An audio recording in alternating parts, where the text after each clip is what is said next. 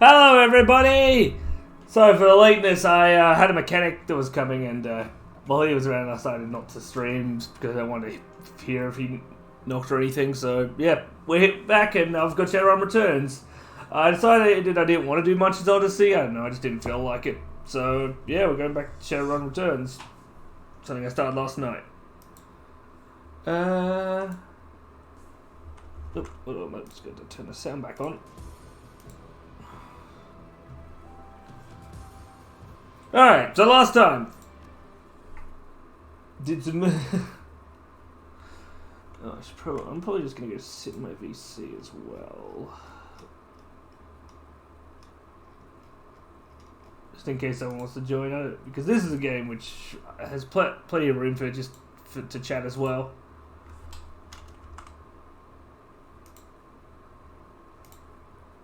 Okay. I already read that yesterday, so don't want to make this too long, as I do hope to go for a little walk later today. So probably like an hour, hour and a half. I know it's cold outside, but I haven't gone for a walk in a while. I really should.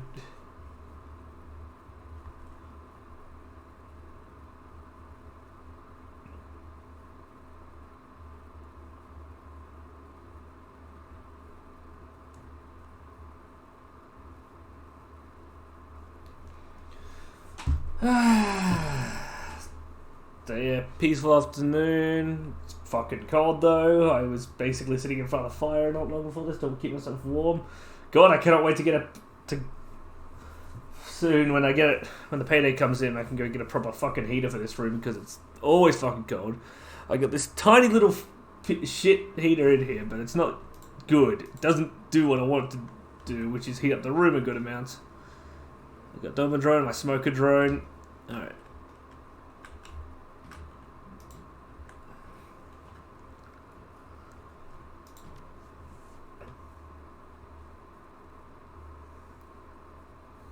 The South Sour docks. Leaving the Seamstresses Union behind, you head to the docks. The Ripper killed Sam, and maybe he or she slipped up with the latest victim, left some useful evidence, one way to find out.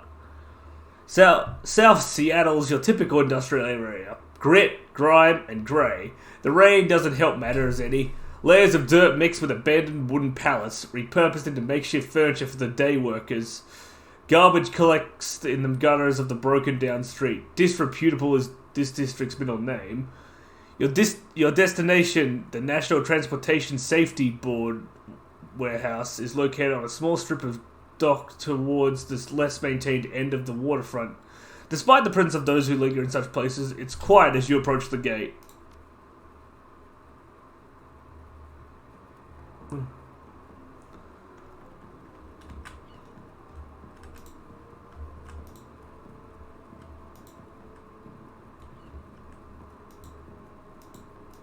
I see a guard there. It looks like Renraku. Hey, you looking for a good time? I'm thinking about the NTSB. Yeah, the bums around here have been stealing old crap from that place for years. Not worth my time, though. Unfortunately, banging is not what I want to do right now. I've got more important things to do.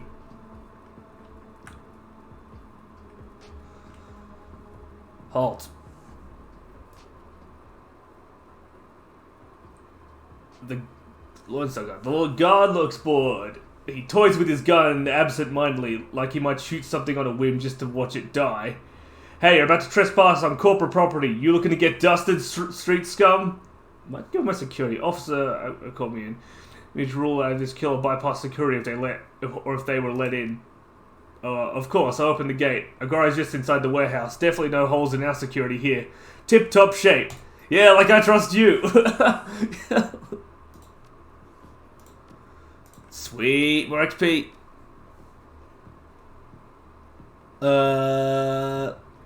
Do I want more drone shit, or do I want a gun, some more gun fellas? I reckon I'll grab something in ranged combat. Just to make me a bit more dangerous when I start shooting something.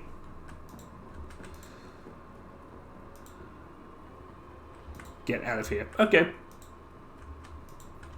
As you wish.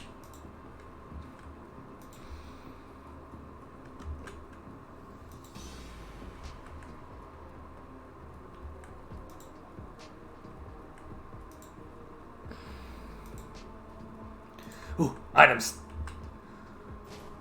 Phosphorus grenade. Fischetti grenade. Fischetti grenade. Concussion grenade. Alright, so a couple of grenades. Handy.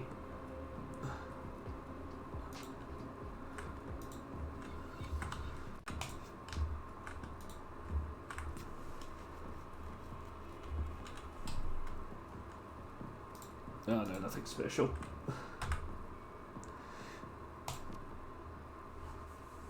I'm trying to slow my speaking down. I have a problem where when I read really quickly, and it's hard for my mouth to keep up, and then to the point of speaking really quickly. So I'm trying to read this slower. Inside, the large grey warehouse is as typical as the outside. High ceilings adorned with girders and rickety catwalks. Top a huge utilitarian room. Concrete and steel walls meet a concrete floor.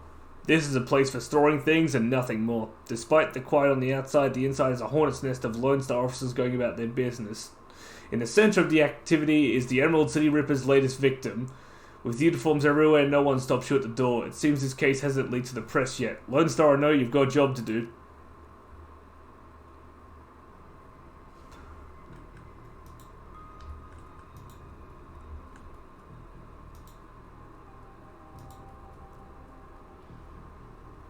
The door is locked, but you might be able to bypass if you get under the maintenance panel.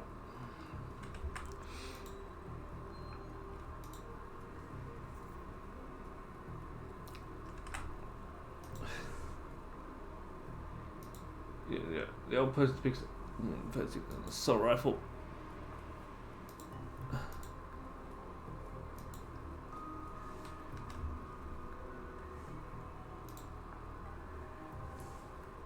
Took your sweet time, didn't you? You know, traffic these days, fill me in. We had time to go over the evidence while you were en route. Turns out this might not be a Ripper murder after all. I left the computer on the office over there if you want to see for yourself. The victim worked here at the NTSB warehouse as a black box researcher. NTSB? The National Transportation Safety Board. This warehouse is used to go over the wreckage from plane crashes to try and determine what happened. The Vic was in charge of their highest priority investigation at the moment. We've got through the victim's computer, and his case notes indicate he was selling secrets. Idiot kept records.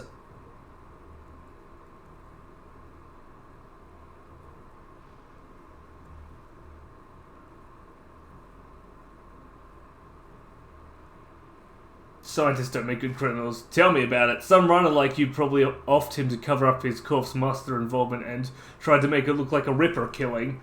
Here's the office key. Check it out for yourself if you want.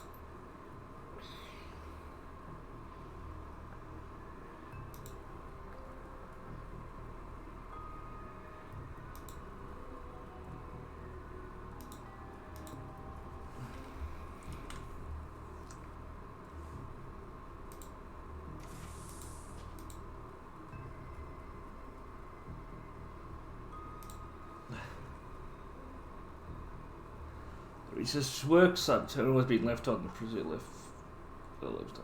Read the notes for case file 95. Therefore, the plane had several mechanical issues resulting in a mayday at 3:08 a.m. The part reported that the altimeter was reading in negative values. The co-pilot takes over the controls as the pilot leaves the cabin to investigate the rear plane. The pilot cannot be contacted or located by a plane steward. The pilot radios in a mayday. The plane crashed into an empty field in western North Dakota. Redacted. 98. The file has been corrupted. Read the research private notes. The notes that appear pertain to NTSB case file 96. Hello there, UK. The crash of an Ares jetliner near the UCAS and SAOX nation border. The crash was reportedly the result of an equipment failure. Reading further into the investigator's notes, however, you find substantial evidence linking the crash to an experimental Renraku research initiative. This information could be worth a great deal to the right buyer. You download the research notes to your PDA. How you doing? Ah, yes, Renraku. They're kind of a dick, but then again, most corporations in this game are dicks. I mean, they're run by dragons. What more could you want?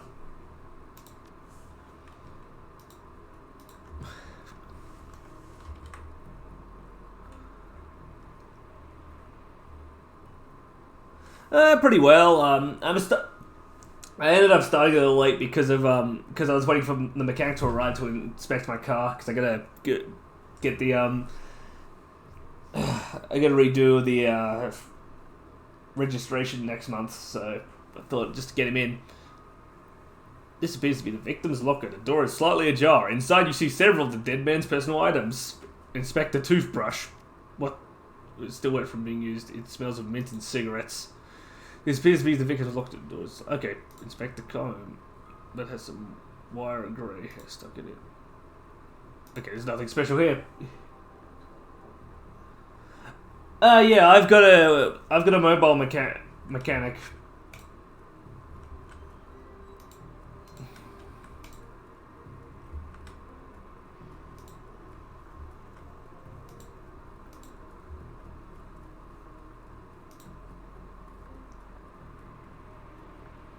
It's not bad. It's not any more pricey than going to a mechanic normally. It's basic. I just get the convenience of not having to go anywhere. You're not a cop. She looks up, watching warily. I'm independent.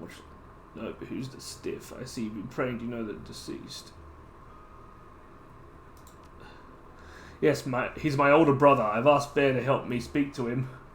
She's here looking like one who has found herself lost for the first time in her life. But I'm afraid his spirit is too disorientated by his recent journey to answer me. You're a shaman. Yes, for all the good it's doing me, if I could just make contact, I might be able to live with justice and allow my brother's spirit to rest.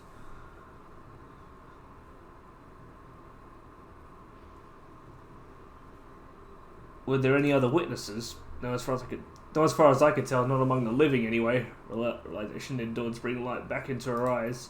My brother's spirit may not be alone here this night. She closed her eyes and concentrates, droning a low chant you can barely hear. Yes, there are other spirits who may be of help. Her features hide in frustration, as if she's searching for something that remains elusive. Sighing, she opens her eyes and fixes you with a stare. But I can't do it alone. What do you need? This warehouse contains the spirits of plane crash victims trapped in between worlds. They wish to help. They wish to be heard. And I think there's something to say about my brother's murder. Lone Star won't let me in there, but you seem to have run of the place. If you can find personal items that belong to the victims, I believe I can summon the spirit to speak with us. I'll need at least 2 such objects. Can you find them for me?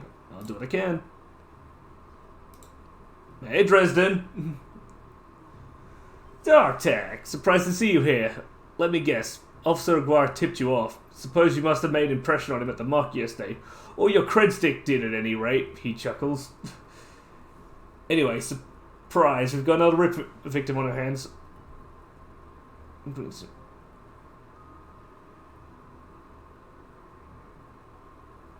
So what's the story about? The victim's male, mixed Native American descent, aged 38. Based on the condition of the body, it looks like he was killed around 2 in the morning.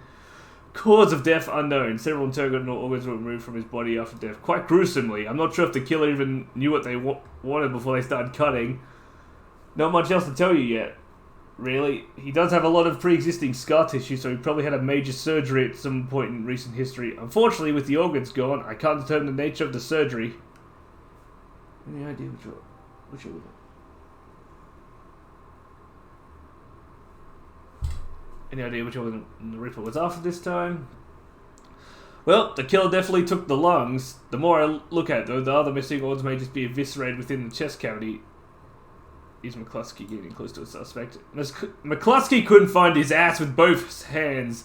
Didn't tell him I said that, though. How's Officer Aguirre doing on the case? He seems like a real go-getter. Aguirre would love to solve it before McCluskey and get his gold detective shield. Plus, he'd love to see McCluskey suck it in front of his superiors. He's already tried to bribe me to keep information from McCluskey and slip it to him. I'm inspired by their tireless pursuit of justice. Did you take the money? He grins to me, dear. Do you have any idea how much this job pays these days, sir? I think Aguirre's officer salary is going to do much... I don't think Aguirre's officer's salary is going to do much to seduce me to helping him. Yeah. Yeah, so next month I just gotta do some car retro shit. All the fun that brings.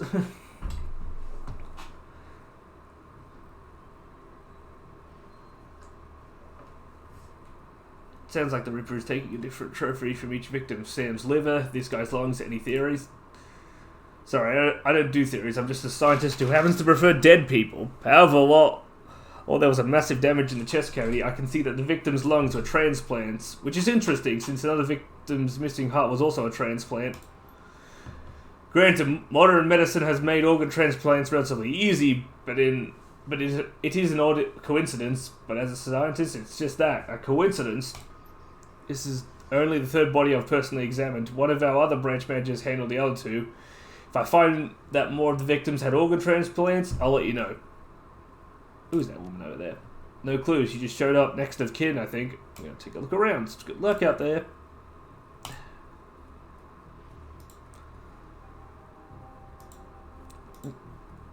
Is there a way to get my drone in there or something?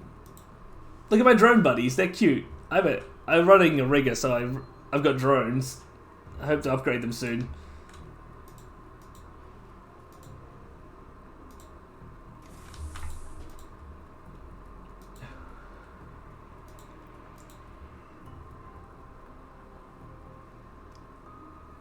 There's a large pile of shoes on the ground next to the other.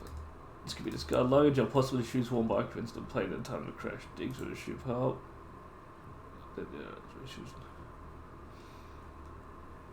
Inspect the dress shoe. Shoes black lace with rubber sole. Inspect the high heel pump. The pump is a department store knockoff from a Italian brand. It's otherwise unremarkable. Charles and a musty, sweaty smell. Oddly, you get a sort of shock as if from static electricity when you touch it. This be one of the items that Sean was looking for.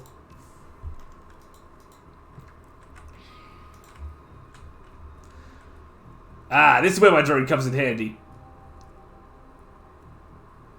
There's an open vent on this wall. It's too small for you to fit through, but you might be able to send a drone through to open the door from the outside. Go, drone! Open the door! Thanks, mate.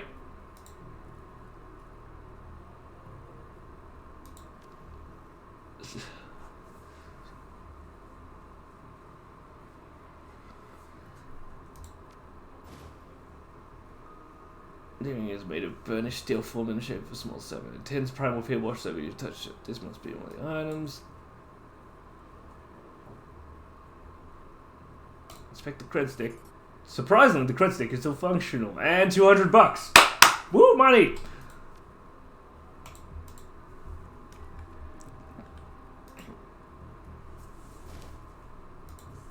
Magnetic screwdriver? Ah, that must be how I get into that room back there.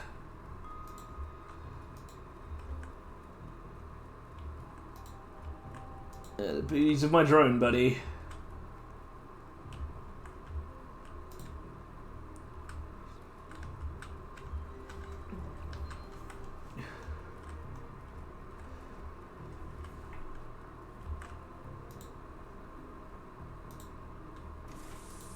Awesome.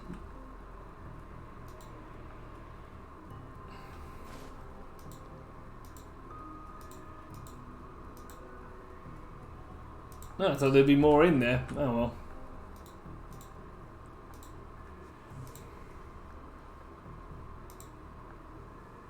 It feels as though you found enough items. Yes, here they are. You hand her the objects you found. She closes her eyes and chants over them for a time. When her eyes open again, they fill with tears. These items are all I need. It shouldn't take me long to... What the hell is all this? Oh, crap.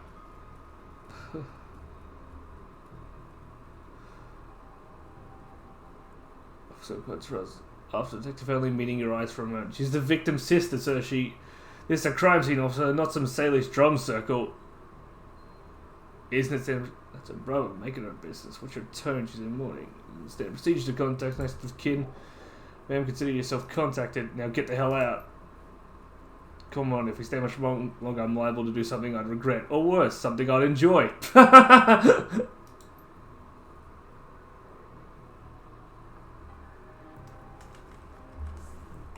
Hey, I got 5 karma. Sweet.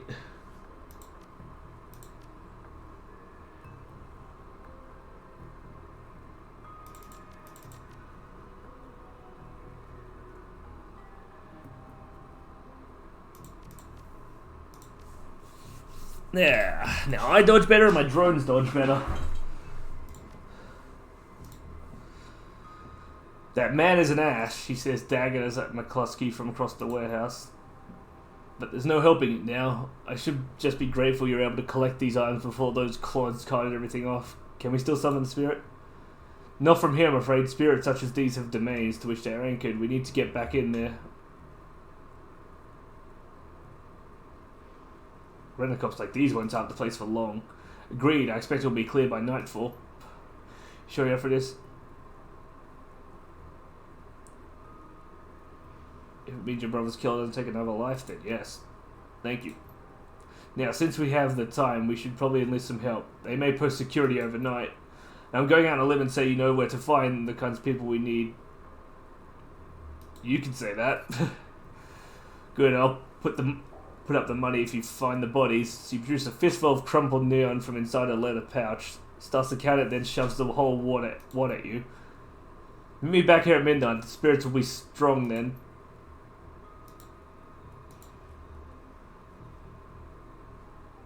You're calling shifts in the face of Coyote pops on the screen. Hey, DarkTech, you in the middle of something? Coyote looks tense. Just getting jerked around by Lone Star, same old thing. I hear you. Her jaw sets. I don't know if I ever told you this, but I was born in the Royale. BTL pushers like Stevie J ran the squats, ran my world when I was growing up. Sounds nasty. It was, for all kinds of reasons. I had a cousin, Gino, who's been missing for months. He hit the sprawl about a year ago and immediately fell in with some tweakers. Bad guys, they hooked him on high-amp dream chips and started using him for all sorts of dreck. I tried to help him, but he pushed me away. Then he disappeared. I've been shooting up BTL labs ever since, trying to find him. You on a crusade? Maybe, that's what Miss Kabuta calls it. Her face lights up, she's running hot, has a serious edge. I know exactly where he is this time. Got an odd friend who eyeballed him herself. I'm on my way. Paco's with me, but we could use another hand. You in? I need you right now. I'm on my way. I knew you'd come. I'll send you the address. See you soon. Coyote's Crusade. The cluster of dilapidated buildings when Coyote told you to meet her appears to be the remains of a public housing project. The buildings look like a cesspool filled with human debris.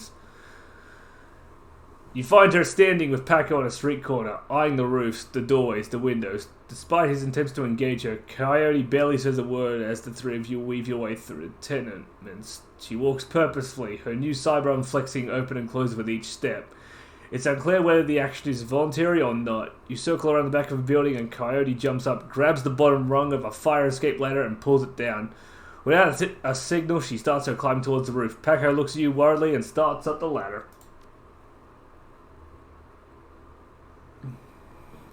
Thanks for meeting us, DarkTech. I owe you one.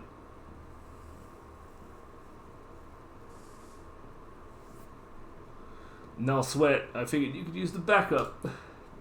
Yeah, you never know what sort of firepower to expect in one of these BTL squats. She brightens. Oh, hey, listen.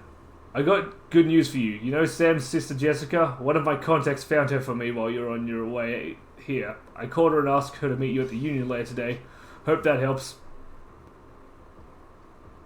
Good job, thanks. Least I can do.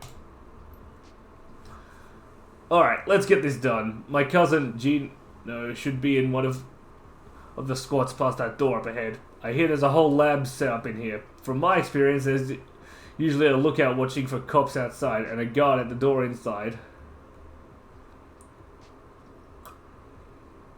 Like I said, Don't know how much firepower to expect, but these guys are nasty, so stay on guard. I just want to get in, grab Gino, and get out. Right behind you, babe. Let's do this.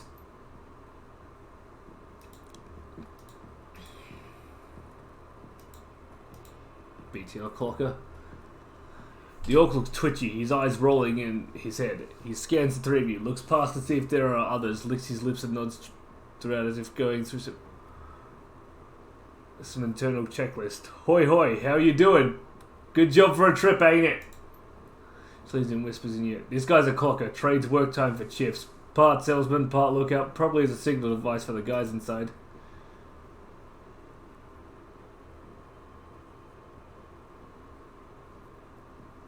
You sell BTLs, right? He grins lips like going, oh yeah, chumma. Oh yeah, better than life. Definitely better. Dream chips, mind benders, sim sense without peak limits, high octane intensity. What kind of rides can I go on? We got it all of it. We got it all. Yeah.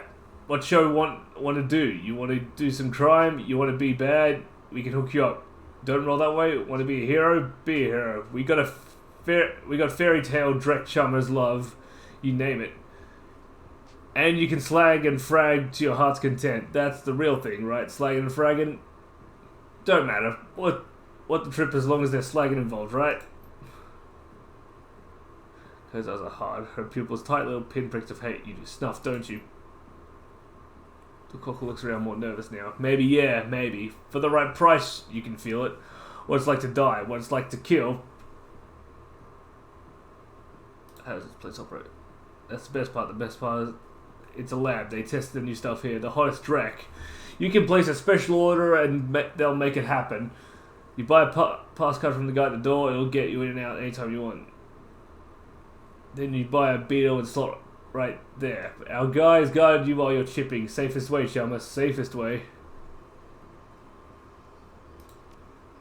I'll see you right after this. Probably see you lots. Don't worry, I'm not gonna take the drugs.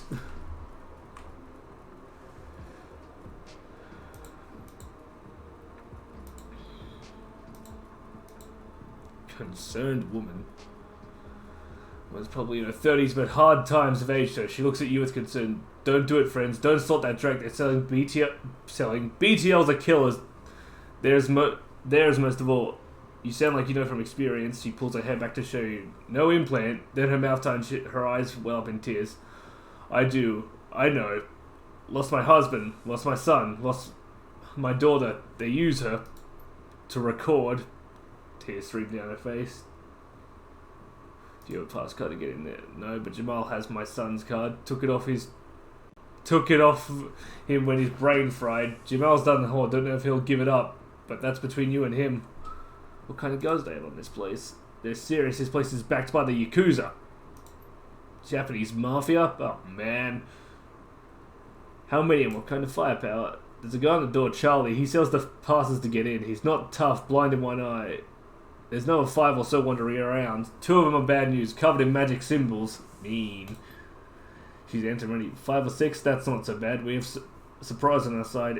Any chipheads inside the lab? Yep, all day, all night. They can be dangerous too. Chipheads, dangerous. Once someone's chipped, they can send them any program they want. Make them do whatever. Turn them into whores, killers, anything. We're looking for a kid named Gino. You know him? Who doesn't? He's here all the time. Gino's a clocker. Trades his time for chips, like their little errand boy.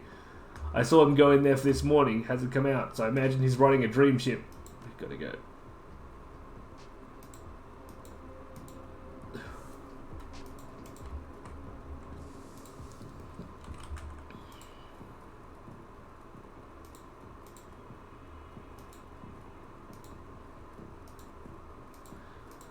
Let's look at this Jamal dwarf.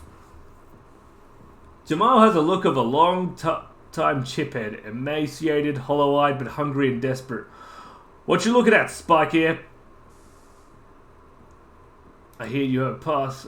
You hear right. I got a few. Sell them at a discount. Charlie charges 50 new and from, but I can get you 3 for 100. I was thinking 75, and I was thinking you slot off. Pay 100.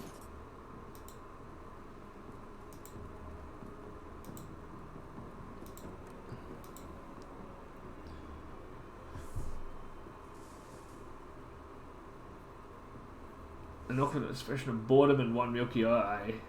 He drones through his standard patter.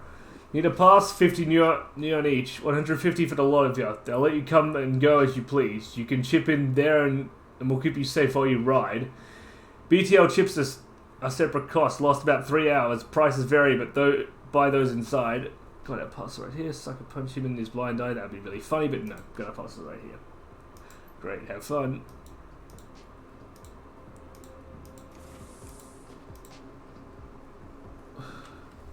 Keep on moving across the bridge.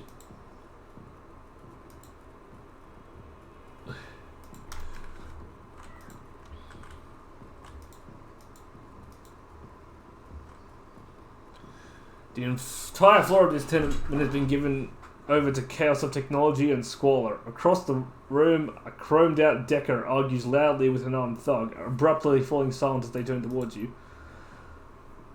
The shotgun went thug squeaks and panic. It's the crew that took out Stevie J's place. I told you it was only a matter of time. The man with the cybernetic calmly speaks with a heavily digitized voice. You messed with the wrong BTL lab, Aho. This is a Yakuza operation. With a push of a button, I can make these tweakers into my own personal killer puppets. You're fragged. DarkTech don't attack any of the chip heads. They don't know what they're doing, and you could hurt Gino. No civilian casualties. Got it. I have a concussion grenade. Better than fragging the tweakers if they get caught in the middle.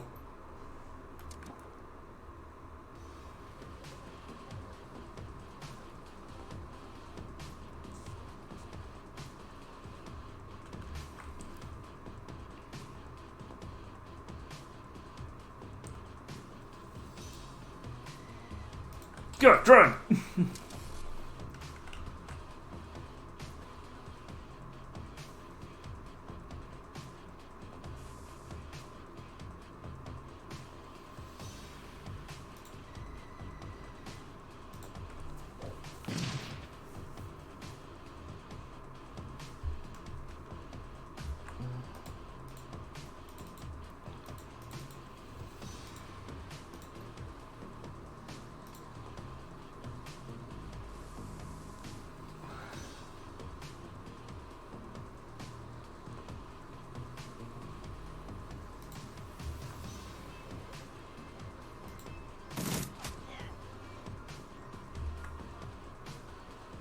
Oh, she's got a shotgun. Awesome.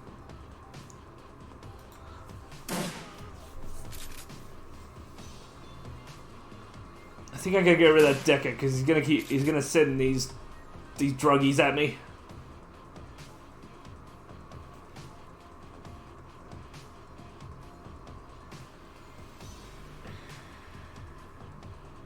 Crazy with a sword. Go, I'm a drone.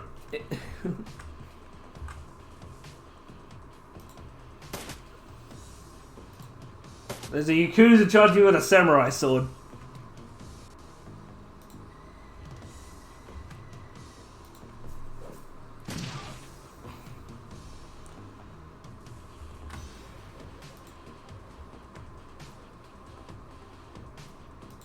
Oh shit! Press next to her.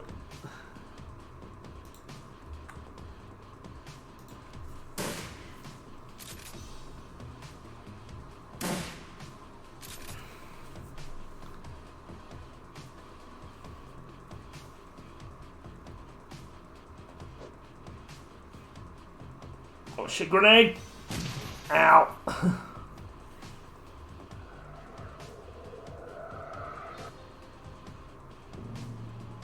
And that...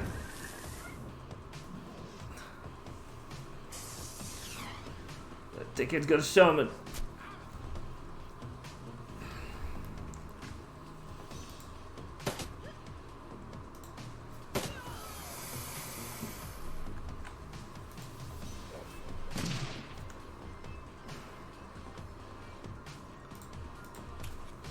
Reload.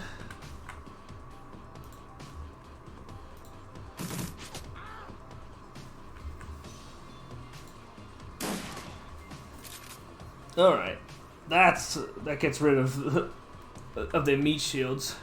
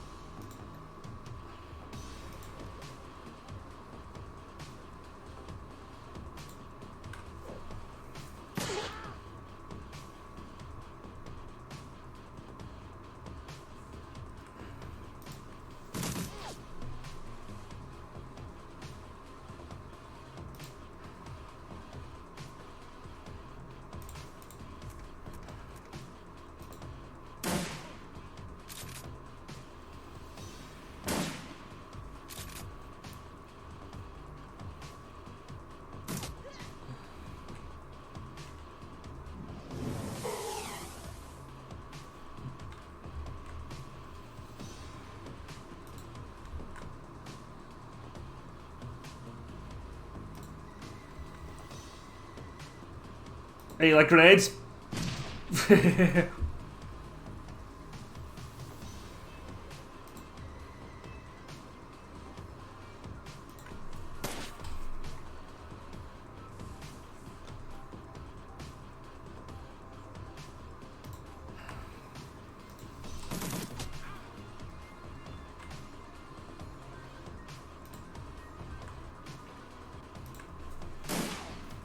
Yeah, mage down.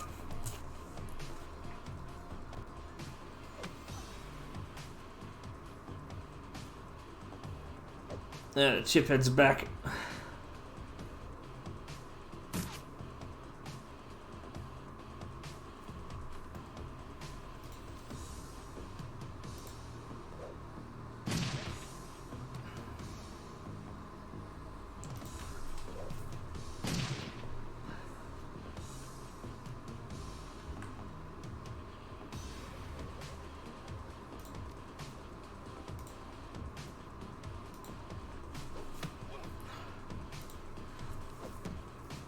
Yeah, killed him with a baseball bat. Anyway, after this person.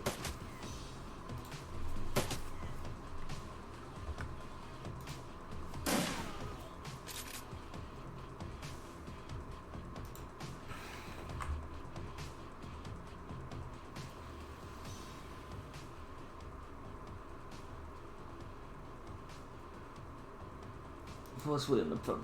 Yeah. Well, I didn't kill any of them, so it's okay, even if it didn't hurt to do it that way.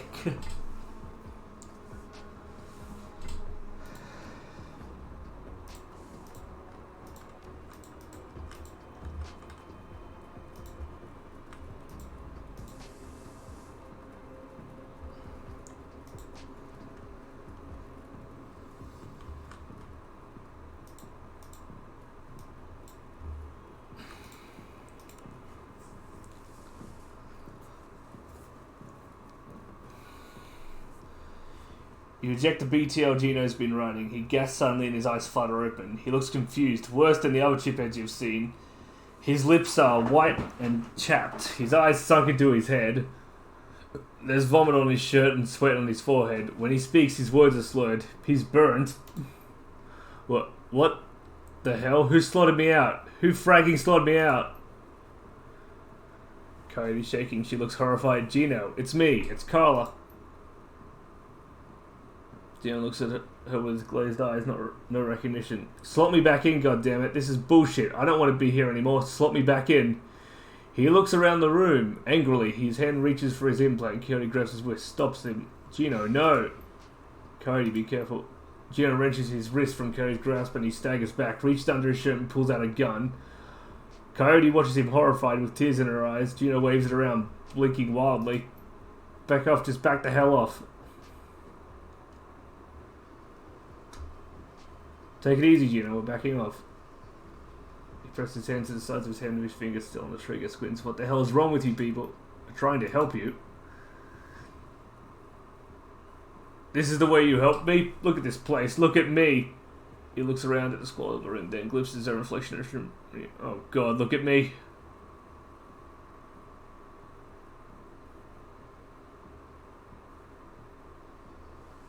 There are drugs that can help you, Gino. We can slow you. Oh, well, we'll go slow. He drops the gun and Paco quickly scoops it up. Coyote grabs him fiercely. He slumps into her arms and she rocks with him for a long time. Her head buried in his shoulder. When she looks up, she locks eyes with you, the deepest gratitude reflecting on her face. We're done here. I'm done. I don't need to step foot in one of these places ever again. They saved their brother. Looking for trouble. Shannon's plan is the best lead you've got to find out more about the Ripper, but getting back into the warehouse is going to require some support. In case the Drek hits the fan, the Seamstress Union will have exactly what you need. A fixer, finding this necessary middleman and deal broker is key to most plans involving Shadowrunners. A good fixer is worth the million. It's their job to have contacts and know who's good at what. They'll put together the team you need. Magical support, skilled street samurai for muscle, a Nova hot decker for matrix work, Running the shadows is a life and death gamble. It pays to hide the best Shadowrunners you can.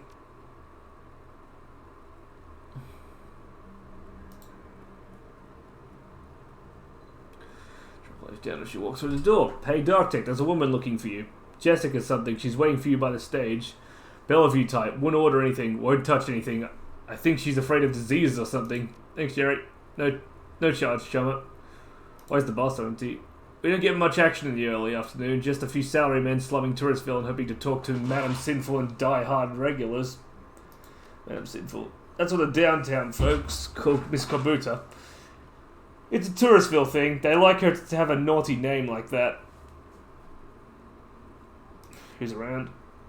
Has got in, but I think Cody's cleaned the back bar. Mr. Delilah is hanging out in his usual place. The vendors downstairs came in a few minutes after me. Oh, and Bartlett's in. Don't think you've met him. Who's Bartlett? John Bartlett. Big presence at the end of the bar. He's in the biz, connected. You might want to meet him. Is that guy still bothering you? You mean Max? Shane? Yeah. No, he hasn't been in since last time. No calls or pages or handwritten notes either. Weird. He was so persistent. I guess he finally got the message. Maybe he'll find someone at the Universal Brotherhood of his has settled down. I'm gonna have a look around. Have fun.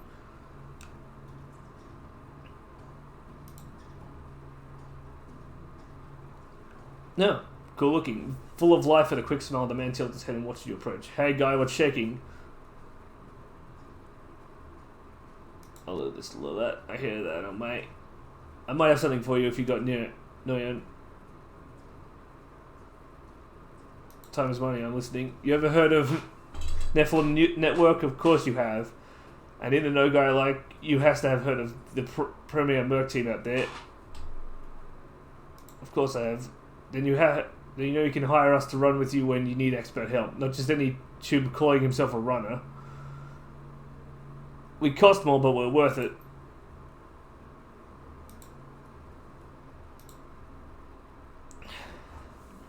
You know something worth my time. Data from NTSB. Renraku would pay to keep it quiet, and Neros would pay to know what it is. I got 800 new for something like that. Yeah.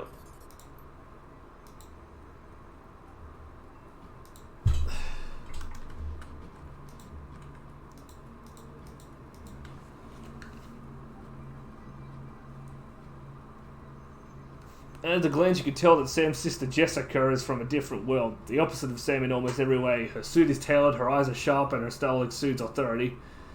Miss Watts, Jessica Watts.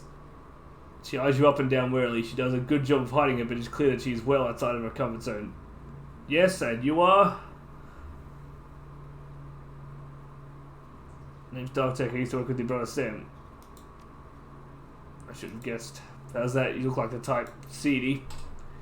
Seems to instantly regret saying it. I'm sorry, look, I just want to understand what's going on here. A woman who called herself Coyote contacted me and this morning to inform me that my brother was dead and that I should come to this place and speak to someone about an investigation. Sam didn't die of natural causes, he was murdered. She briefly casts her eyes sky, then gives a small shake of her head. I wish I could say it's a shock, but given the circles he ran in, Sam hadn't run the shadows in years, if you say so, but even so, look at this place, these people, and you. She didn't furrow her brow regarding you more critically. You're not with the police, are you? No, I'm not, that's a problem. I just don't want anyone else getting hurt on account of my brother. Surely there's an official police investigation going on. Why not let the professionals handle this? Lone Star? Professional? Not the ones I've seen. But you must have better things to do than waste your time searching for whoever killed my low-life brother. Second, I'm being paid for my trouble. She seems... Someone's paying you. I find it hard to believe that anyone who really knew Sam would put up the money. Who is it? Sam, he hid me from beyond the grave. I don't understand. It's called a dead man's situation. Triggered when he died. Am I to believe that my drunken sod of a brother hired you to find the person who killed him after he died? Her boardroom mask drops from telling a sight she reveals a brief glimpse of real emotion. I left Seattle to get away from Sam and his bullshit. Now I'm back. He's dead, and I still have to deal with him. Jessica composed herself, and in a breath the mask is back in place. Listen to me, DarkTech. You seem like a decent person, but I'm trying to move on with my life. Our mother killed herself last year, and Sam was Sam, you know. I've worked so hard to put my family issues behind me. I don't want to see this drag on.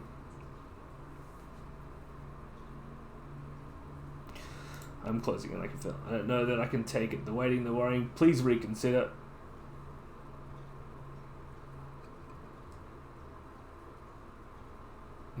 Your brother had my back when I needed him. I can't walk away from this.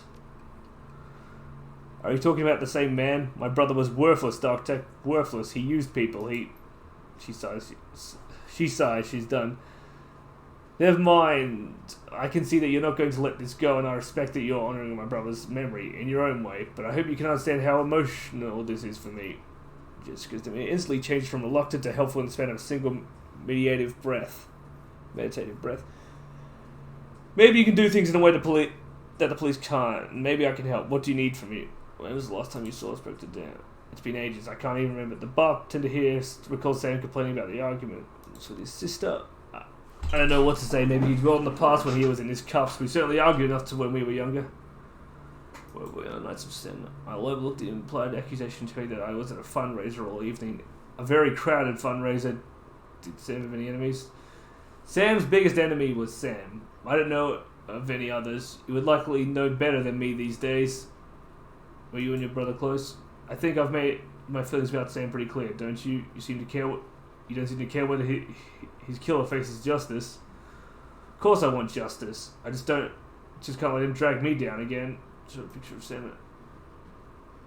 Jessica takes the photo of you guardedly, as if it might sting, but that guard drops the moment she looks at it. Where did you find this? Sam's bunk. I can't believe you kept this. It's one of the few possessions he had. She sells you for several slummers. What happened between the two of you? Things were different back then. We were different. We were a family. Then after our dad died, things began to change, and we couldn't get back to a new normal. With our dad around, there was always a reassuring order to our lives, but after everything got mixed up, you can really appreciate the importance of a person you can never really appreciate the importance of a person in your life until they're gone. The remorse plays wet across her eyes, and it seems that she's not just talking about her father. Jessica then stills herself to tell the rest. Sam tried to be the man of the house. He truly did, but he couldn't handle it, and pretty soon he had spent every dime of our father's life insurance. Every dime. After that was gone, with Mom working 2-3 jobs, he spent all her money too. I couldn't stand the way he abused her trust, so finally I just had to leave. She holds the photo forward, one part of her ready to an extra long past another, looking to hold on to both. May I keep this? Sure, I got what I needed from it. Thank you. Tell me about your mother and her death. She was a devout Catholic. I don't think it's an exaggeration to say that she sacrificed her life for Sam and me. But she turned a blind eye to what Sam was becoming, refused to acknowledge his downward spiral. I couldn't watch her do it anymore, and so I moved out. After I left, we drifted farther and farther apart. I wasn't here when she died. In fact, I didn't even know about it until I returned to Seattle 5 months ago. Where were you living before you moved back here? Coal-free. What brought you down here? It was less of what brought me down here than what made me leave here. I felt lost in Seattle, so I moved to California to see if I could find myself. And did you? Actually, yes. While I was there, I developed a whole new outlook on life. A vision for what the world could become, and I came back here to make it happen. I've taken up enough of your time. Thank you, Miss Watts. Just as well, I need to get back to the office. But before I go, you should know that I'm reinterring my mother's body tomorrow, and I'm arranging to have Sam buried with her. The funeral's tomorrow at Our Lady of the Blessed Sacrament, 7 o'clock. You're more than welcome to attend. Thanks. Goodbye, Doctor. I hope you find what you're looking for. Stay safe. Hey, Tack! Good to see you. Calling me Dockeroni again.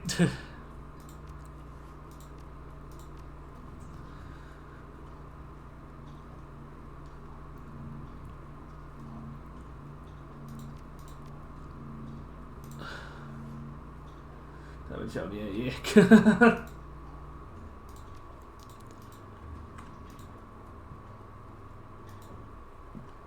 When Coyote sees you, her eyes glisten with gratitude. There he is, the elf of the hour. How's Gino doing? Hard to say, he's pretty burnt. Malnourished and dehydrated too. Paco's taking care of him. He's got friends who know about that kind of thing. She smelled. He's a good man, that Paco. The world looks pretty different to me now that I've got Gino back. What happens now? Now I'm going to finish my shift and get some sleep. I think I'm due for some. After that, probably buy some ammo. I'm running low. See you around, and don't forget about me if you need some backup of your own.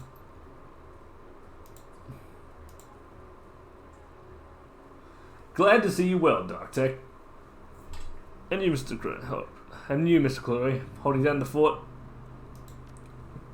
As always, thought people are more on edge. People are more on edge than usual. Word got around that latest Ripovic killing, and people aren't feeling safe. And when people feel unsafe, they either go to ground or they huddle up. You notice how empty the streets are these days? That's because everyone's either locked in their squats, holed up in places like this, or seeking refuge in the nearest Universal Brotherhood chapter house. Safety in numbers, chummer. No, not that we need numbers here. I got it covered.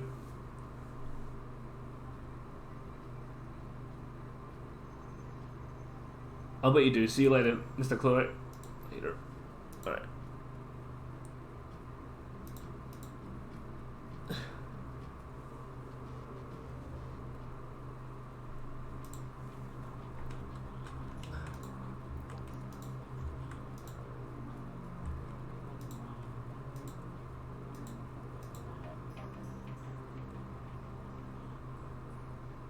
Stands attention, looking at him a bit like he's waiting for a commanding officer who can crisply salute. He only appears at ease when he's cleaning the barrel of a rifle or counting out the bullets in a magazine. The rest of the time he appears as he is now, ramrod straight and primed for anything. And how are you, my friend? Fine day to fire a weapon, what you say? Tell me a little about yourself, Buster. Were you military? After a fashion, yes sir. Sergeant in the 31st California Militia. It's no longer a recognized unit, and there are those who would say we never were. But someone had to stand up to the Tur, and it fell to us. Tur the guy. Yes, sir. I was in Coal-Free when the elves came marching down the north. Thank you for the fire with reverb.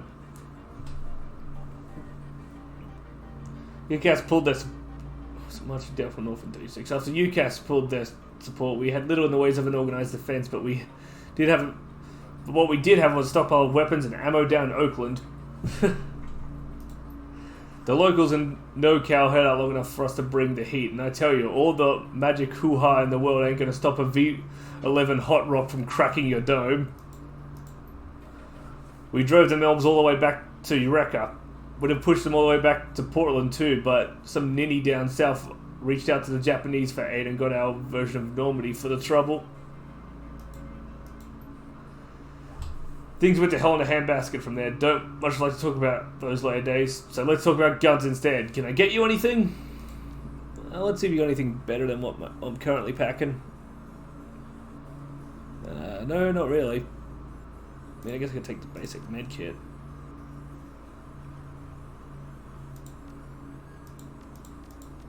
Actually, it looks like I don't really need it.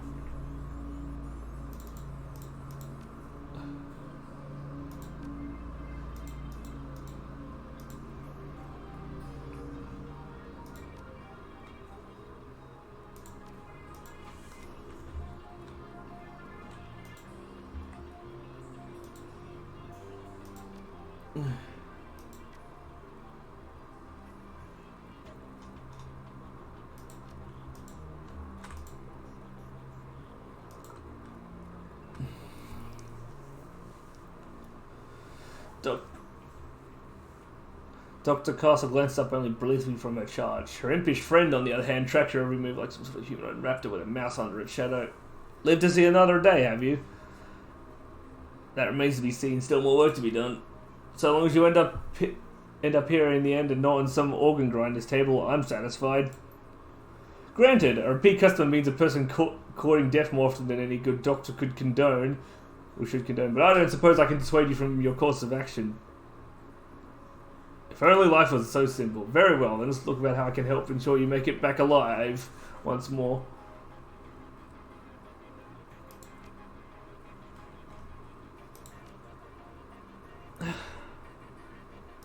How do you form it? Wasn't sitting down at the table and appearing to grow introspective. I suppose you might expect that I had a fall from grace. Certainly that is the case with many of my peers. If not that, you might think that I was compelled to do this because a friend or family member became a Shadowrun, and I hurried to their assistance one fateful night. But the reality is that I grew up knowing this is what I would do with my life. My parents were both Shadowrunners, and very successful ones at that. So successful that they retired in a very large house and raised a litter of kids who grew up hearing the impossible tales of their parents' younger years. Of course, we were expressly forbidden to follow in their footsteps. We were all expected to attend university and take full advantage of the opportunities they had fought so hard to give us. So Mum and Dad were proud to see me pursuing a medical degree, and they had only minor reservations about me applying that expertise to the treatment of Shadowrunners. After all, they never would have survived long enough to meet and fall in love if not for ministrations of several street dogs along the way. So I suppose you could say I was born into this life after a fashion. She picks up telling, is there anything else I can help you with?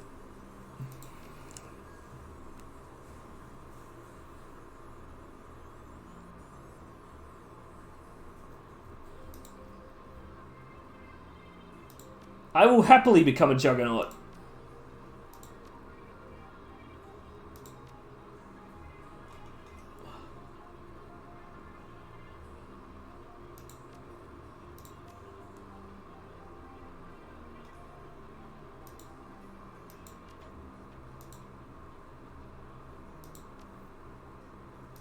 Well, my chest is now armored with cybernetics, so that's fucking gorgeous.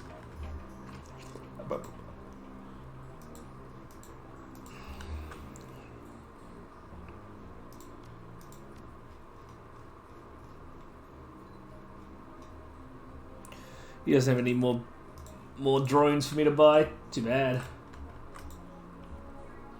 Just like Knack Baby? What?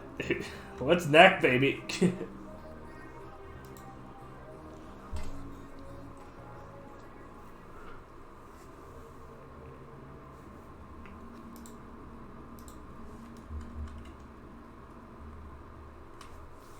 If you're talking to me, there is business to transact, am I right?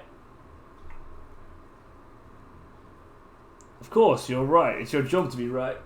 That is correct, you're a smart guy. What can I do for you, smart guy? I need to put a crew together. You got scratch, or are you planning to pay me out of your earnings? How much is this going to cost me? Well, for your speed, hired help will run you around 2,010. If you start take on tougher jobs, well, the more experience the runner, the higher the rates. I can pay you the runners up front. Excellent, we agree on terms. I've got some runners on call if you've got any special requests. Yes, I'm ready to go. Let's see them.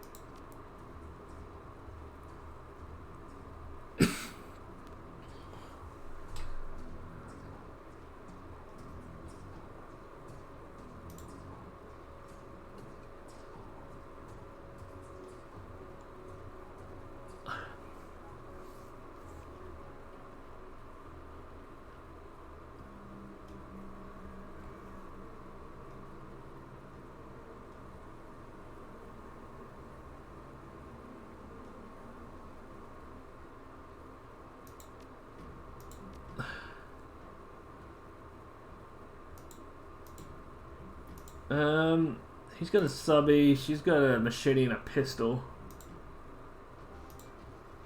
Oh, I guess I'll hire her.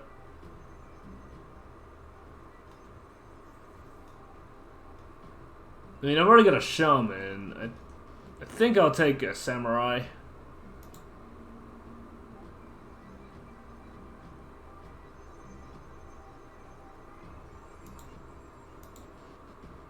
A shotgun and an assault rifle.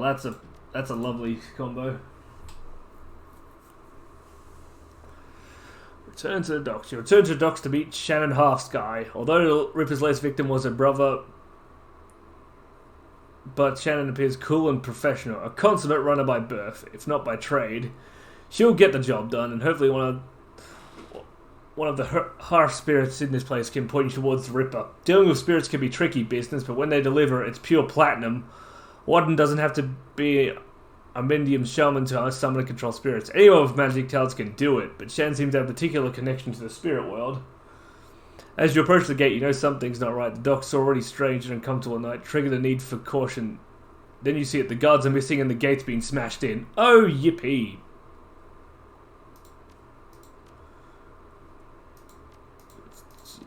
You can set haste and mana bolt.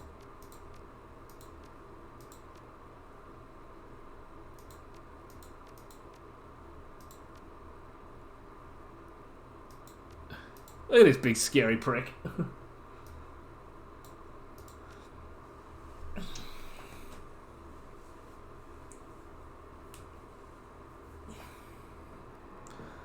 About time you showed up. Looks like we weren't the only ones who wanted to take advantage of the situation.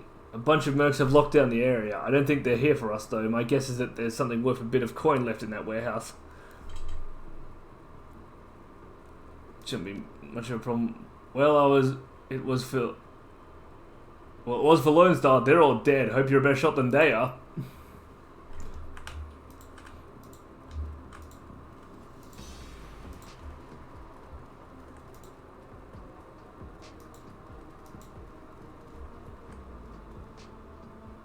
You there, this block is off limits. We've got a gas leak on the docks. No loitering. This guy doesn't look like one of the hive mercenaries. Are you even listening? Get out of here. I'm not leaving. Look, I don't want to have to do this. What the fuck are you doing, dude?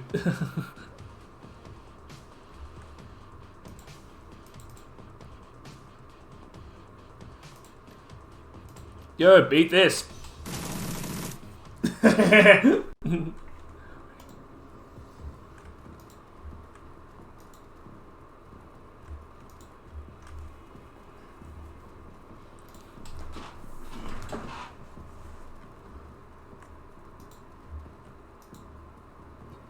I just fool auto his ass. Why not? Oh, I see trouble.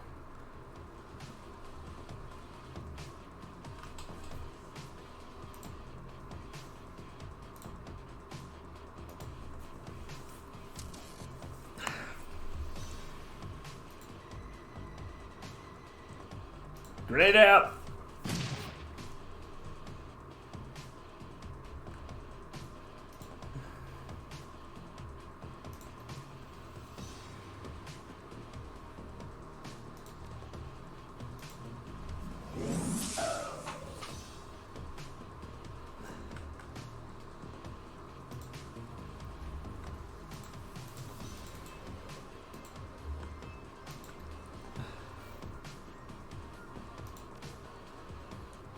That's not necessary, I don't think.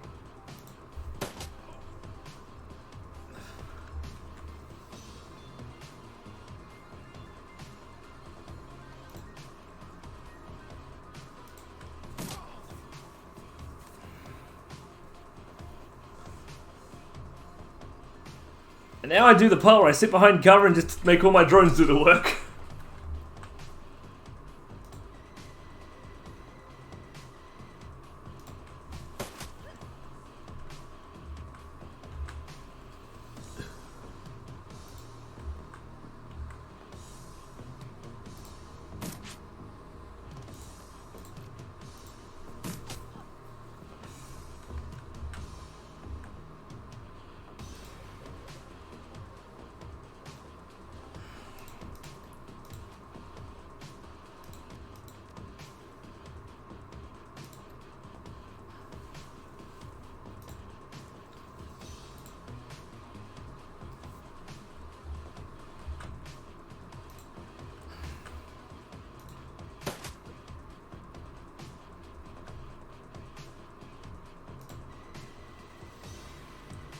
Here comes the boom!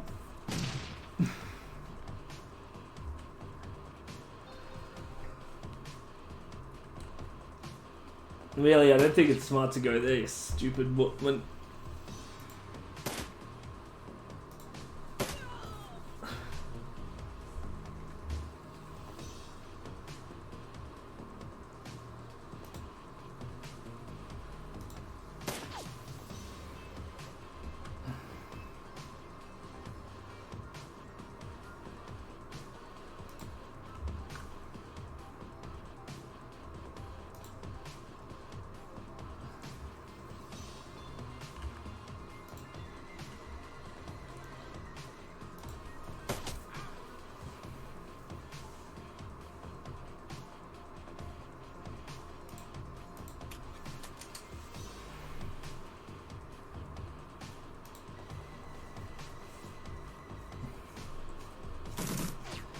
Yeah, it's similar to that.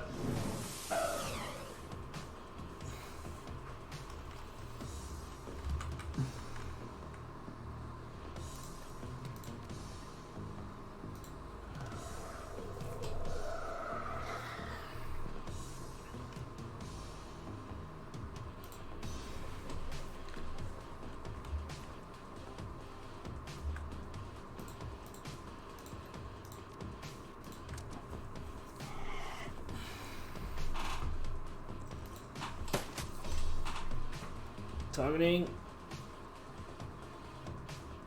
Okay, this is going to be a dumb maneuver, but here goes. Shotgun, right to the face. Yeah!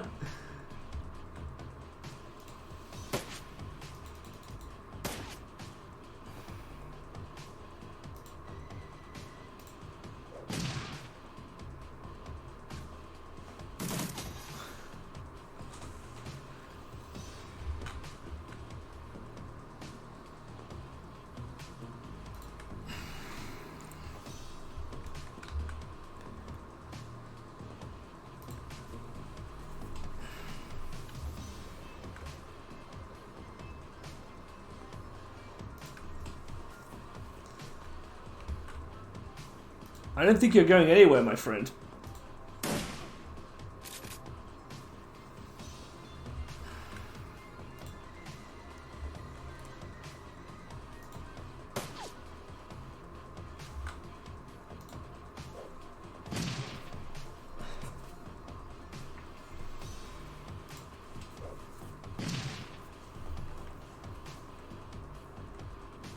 No, he's just fucking legging it now.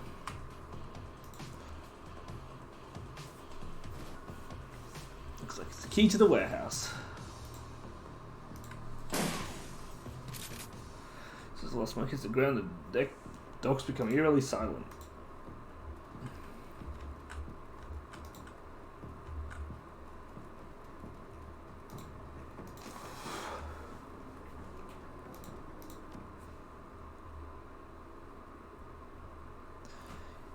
Spirit talk. You head inside the darkened warehouse with Shannon. Her eyes sense the far-off gaze associated with looking into the astral plane.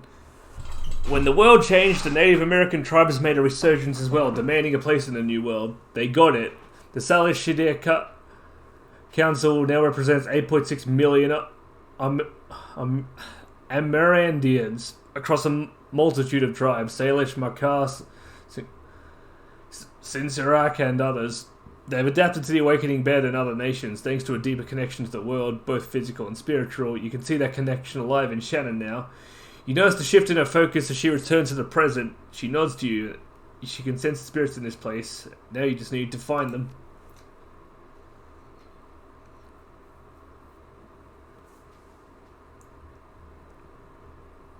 Find that data or a dead meat.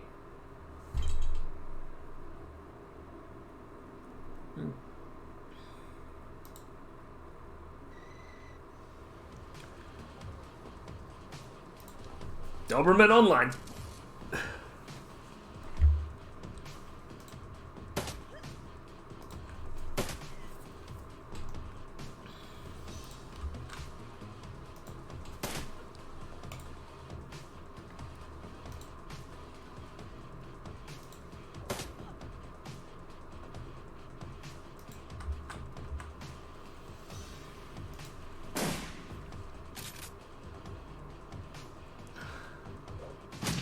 Out.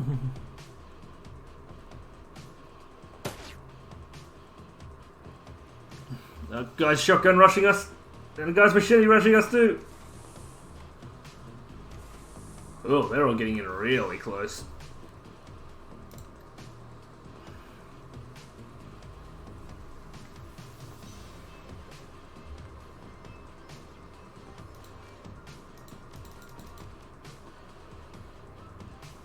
Damn, I don't have enough AP to pull that out.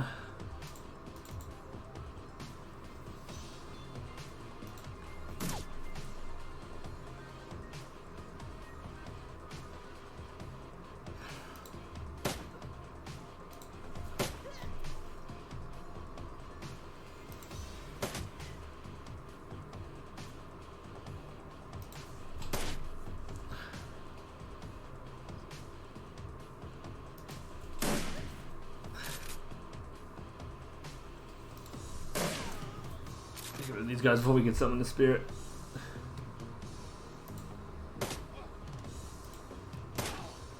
Alright, go to Machete Maniac. These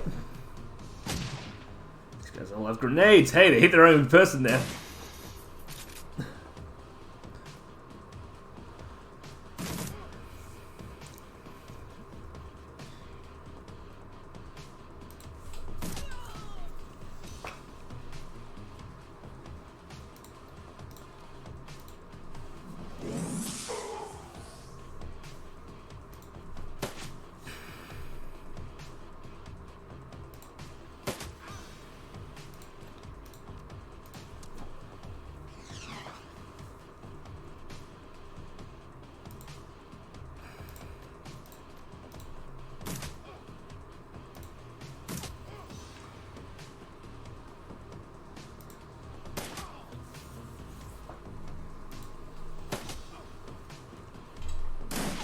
I love my drones.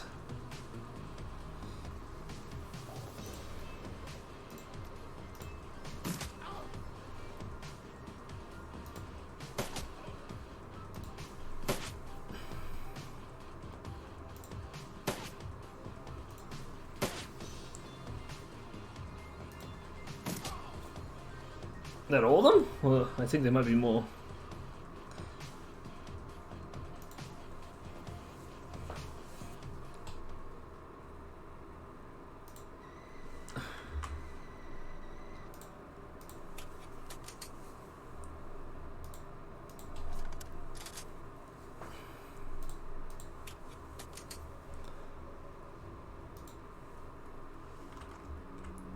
Yeah, there might be more out back, so I'm just gonna take a turn to reload.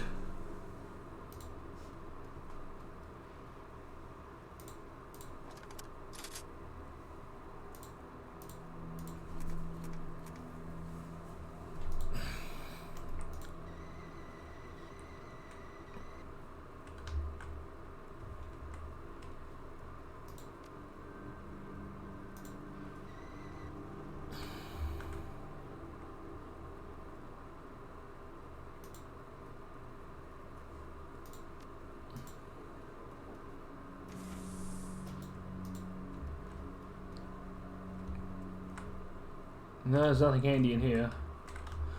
Yep, I guess we're just going to have to go through this door.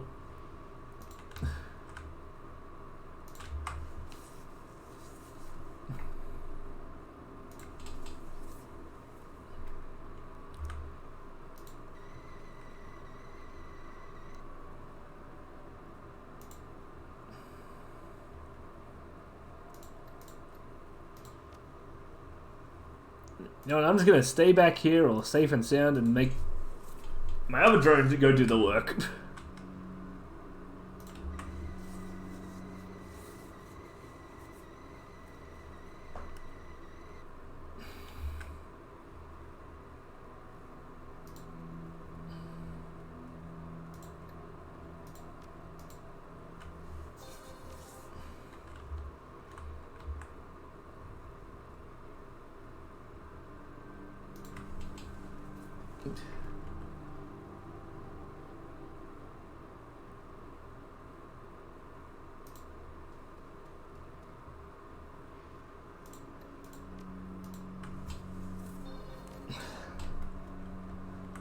I'm just stacking up and getting ready for what's about to happen.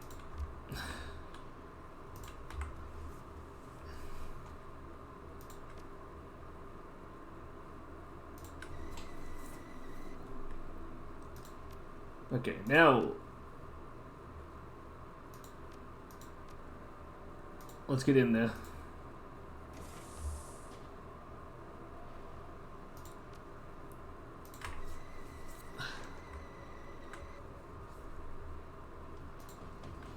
There they are.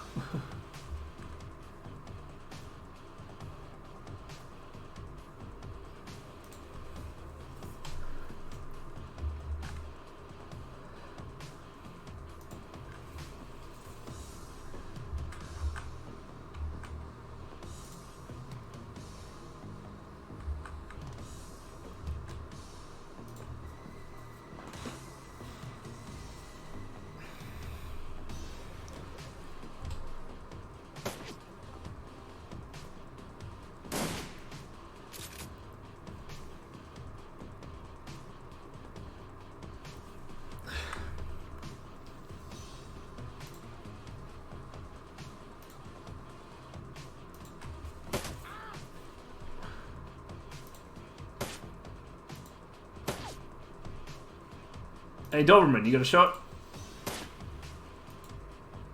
Damn it. Well, he's got a shotgun, so that solves that.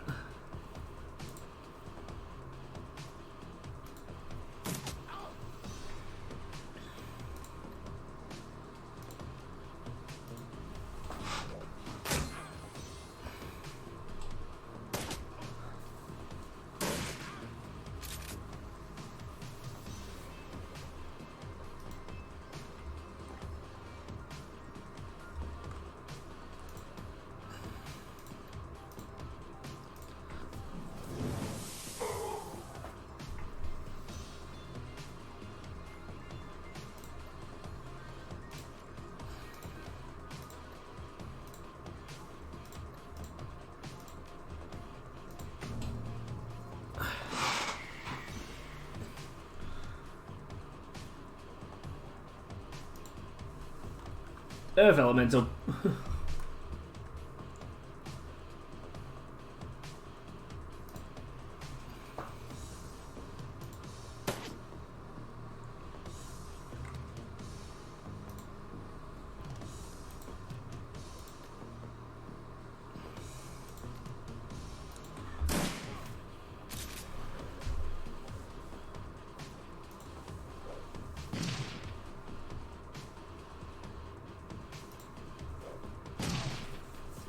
Well, that's one less guy.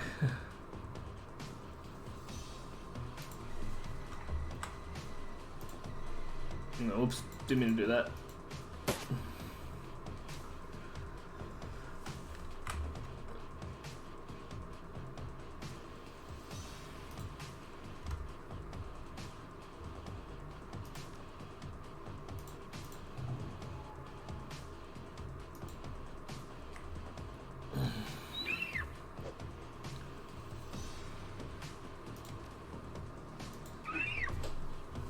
Well, fuck, you can't even beat the guy to death. Sup, cunt? First ourselves, this is our score.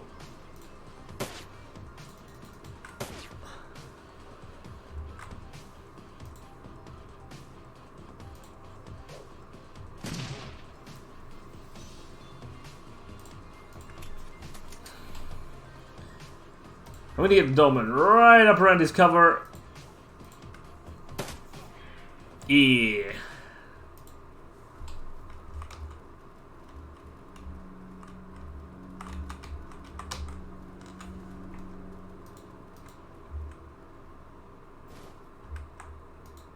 Ares flight recorder.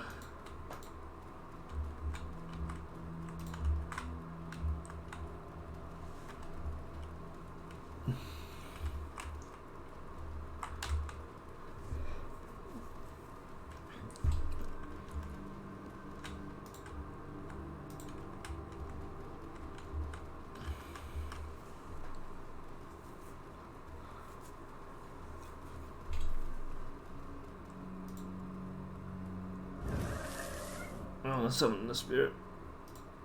Forgotten souls. The air grows cold and the spirits of dead children coalesce from the vapor of your breath. Their cherubic faces are burned and their lips quiver as if they are about to cry, but their eyes are round and vacant and they glare at you now, unblinkingly. We are the innocents who have perished in the flames, choking on smoke as we fall from the sky, crying for our mothers. You bring anchors to our world, which was once home to us, and we will use them to testify, show the first magical faces.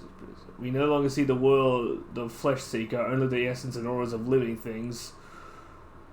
Words, though. Words may echo through the veil, and sometimes we may hear them.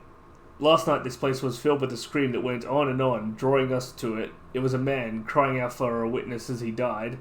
And so we came to bear witness, but fled in terror before the malevolent spirit that profaned the man's remains. The spirit was other, it was not of this place. It had twisted its way through the veil and through the dark to come here. When the other had gone and we returned to our vigil, we found two creatures of flesh. One you would call an elf, unsullied by technology and able to channel the energies of the cosmos, yet his spirit was corrupted from within. He was dark and twisted, yet not like the other, so we did not flee. The second we knew to be a troll. Ribbons of his essence had been flayed from him, leaving cold machinery behind. His aura was the aura of one simple and confused. Between elf and troll lay the remains of the man whose sister now chants to us for justice. The elf, his essence remains in this place. Where the man died, something has been left behind. A small part of him, perhaps. Sure, that's over. To us you shall bear witness and hear the words of elf and troll. Prepare yourself.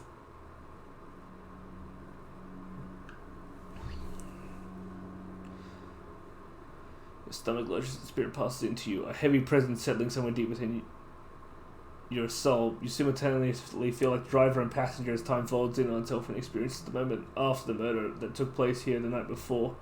You don't so much as see the elf and troll as feel them. You idiot! There's no need to anesthetize him. He's already dead. Sorry, doctor. I usually put them out before you go to work on them at the hospital. Did this one volunteer too? He lets out a little giggle. Yes, they all volunteer. Just like I volunteered for this bit of butchery.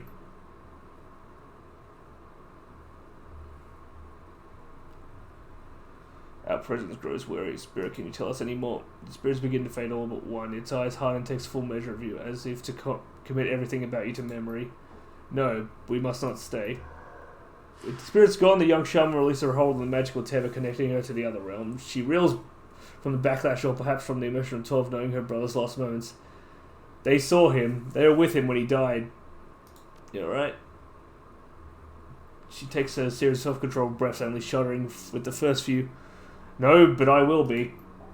I don't want that for him, not what those poor souls have endured. My brother deserves to be free.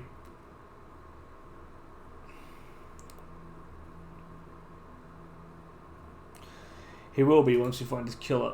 Yes, the elf and the troll. We have to find that piece of the elf the spirit spoke of in our best hope of stopping this.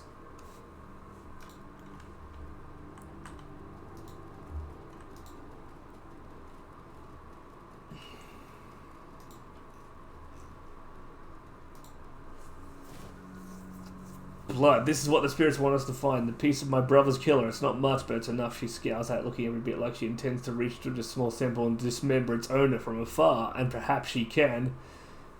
Is that enough to target a spell? All I need is a drop and adequate time, but I'm feeling quite drained. I'll need to rest before I can try anything so involved. When I'm able, I'll commune with Bear, consult the spirits and do what must be done.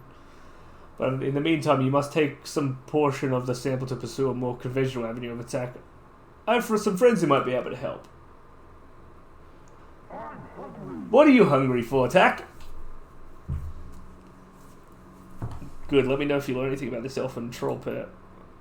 And should you find them, I want to be there when they are brought low. I want to see the light leave their eyes for my brother.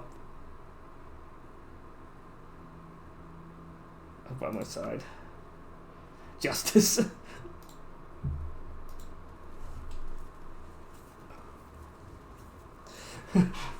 Yes, we shall give him a good dose of justice.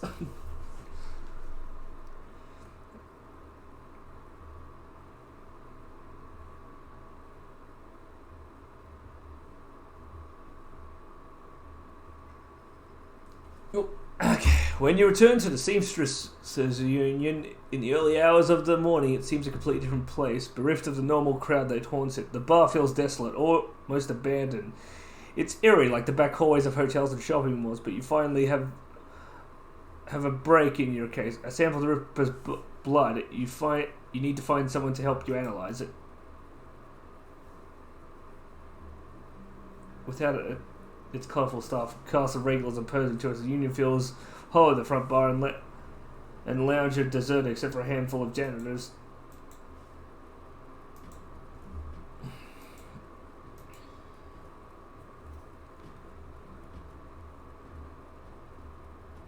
Get around the intimate back bar, Miss Commander, and a car go for breakfast. The lady herself doing the cooking. The smell of soy calf and something resembling sausages fills the room.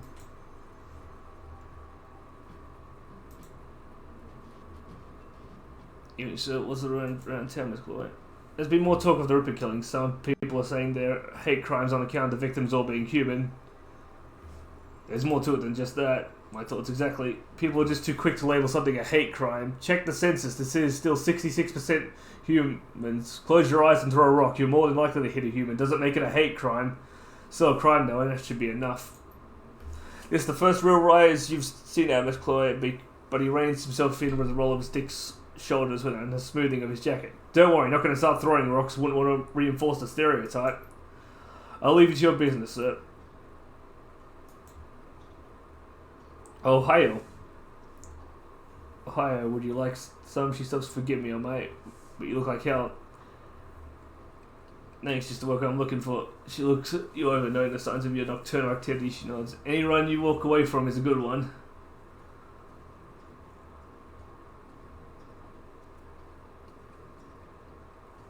I agree, good to be back in one piece. It's good to have you back. I can tell you've been busy, and I can see by the look on your face that there is something you need. Is this about the Ripper? Yes, I found some DNA evidence. I need help analysing it. That is excellent. I'll unlock the piano so you may go downstairs. I'm certain someone in the safe house will be able to help you if they are awake. It is likely that you'll visit the Matrix before the day is done. Thanks. Gamade Kudasai. Good luck. 16! Fuck, I got 16 skill points to use.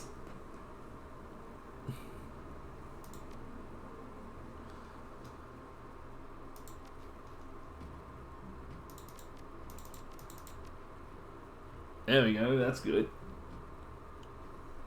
I can go Class A drones already. I hope I can buy some before the next mission. I'd like to go for Class A.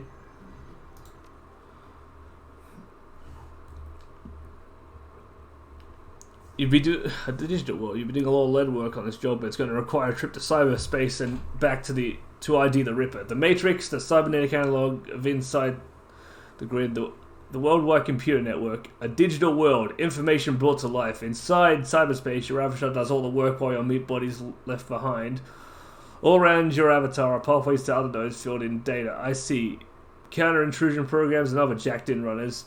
Cyberspace has many dangers as the meat world and more. Locked doors, security countermeasures, the black IC can fry a Decker's brain. Every moment you make in the Matrix can be tracked. If you aren't careful, get dumped, shocked out, and your brain gets fuzzy for a bit. Get hit by an enemy Decker and you can die.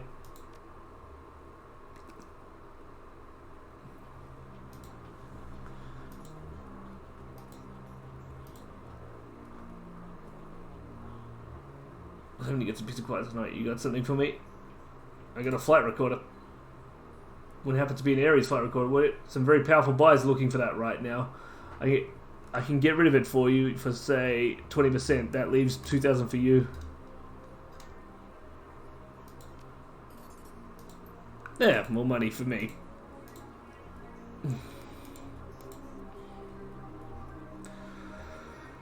Morning, you look like you've been up all night.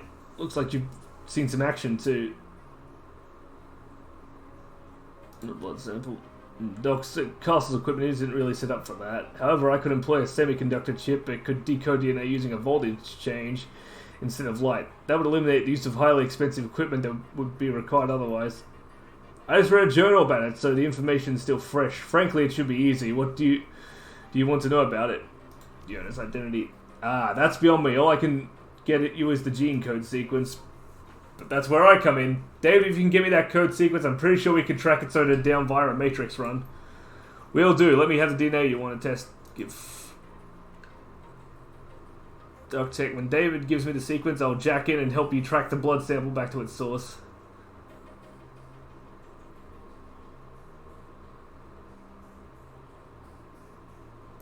We'll find the Emerald City Ripper. No, Drac, he turns to Johnny excited. Wake up, Johnny boy, you've got work to do. And DarkTech, if you need any gear, I'll be right here.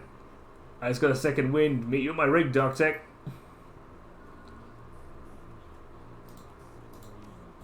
Oh, 5 again.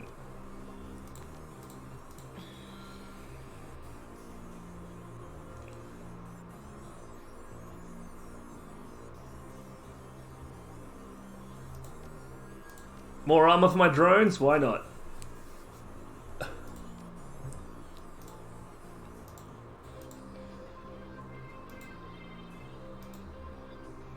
Thanks to the semiconductor-based gene sequencing system Dave employed, we should have the information we need to track the Ripper in the Matrix. I'm really impressed with his results, considering it was his first attempt. He was utilizing an unproven technique he'd read about in a science journal, and he was working from memory on minimal sleep. Tell me more about it. Yes, maybe we can sit down with David and he can share his research, but let's stay focused. Here's what I'm thinking. We hit the Lone Star DNA database first to see if our donor has a prior criminal record. They have extensive DNA archives. Then we go hunting based on what we find. Let's hit the decks and jack it in the Matrix. I can get into their private grid easily, but I've got to warn you, once we're in, it could get a little rough. How much decking experience have you had?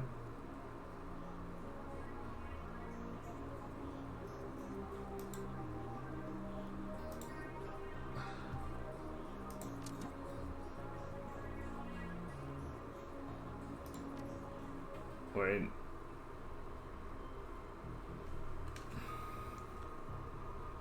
And you can only imagine the way it feels for him. Touch thing, so no. Time for hacking. Shooting countermeasures.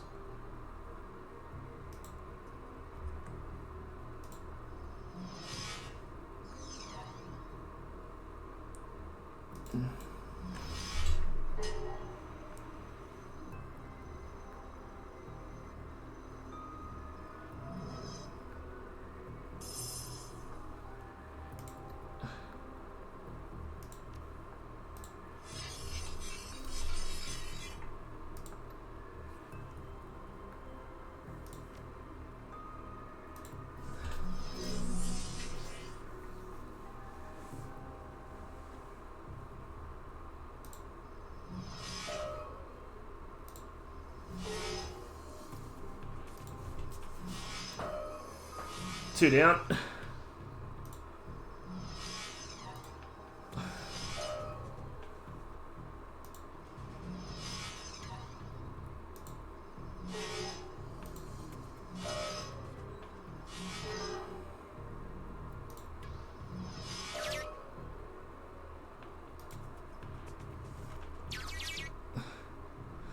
Look at 100% arrest records of it. Subject Silas Forsberg, deceased. Chop shop, surgical assistant breaking in, entering 2 counts. Public indecency 1 count, brought in for questioning on accusation of unlicensed plastic surgery. No charges were filed.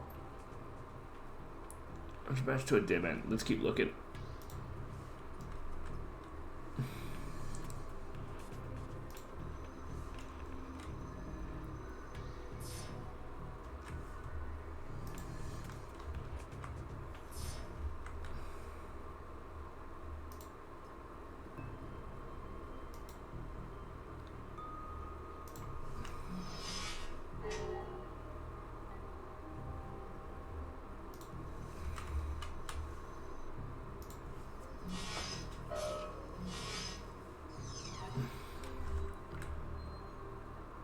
Let's get a bit closer.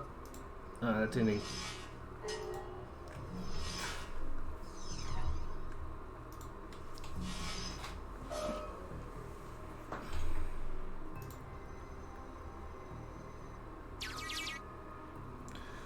Autopsy record. Silas Forsberg. No, subject was found overdosed on half a dozen different sedatives. Several anti-anxiety medications were also found in his system. Face was mutilated, possibly self-inflicted. Identity could not be confirmed immediately due to disfigurement. Had to check dental records to confirm. No next of kin. Large puncture wounds were found in several places on the body, possibly large bore surgical needles. Body had been decomposing for several weeks before the landlord noticed the smell and called the police when no one answered the door. Keeps getting weirder.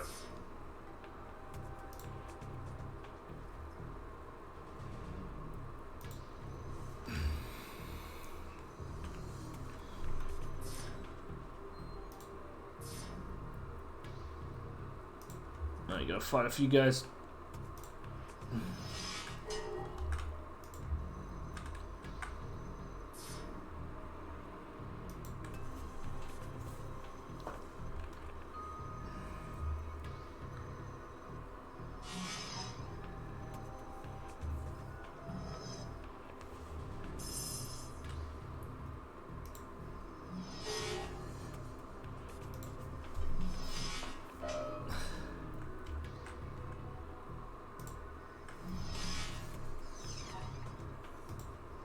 I'm gonna get rid of this guy so he doesn't cause it. There, hit the supports down.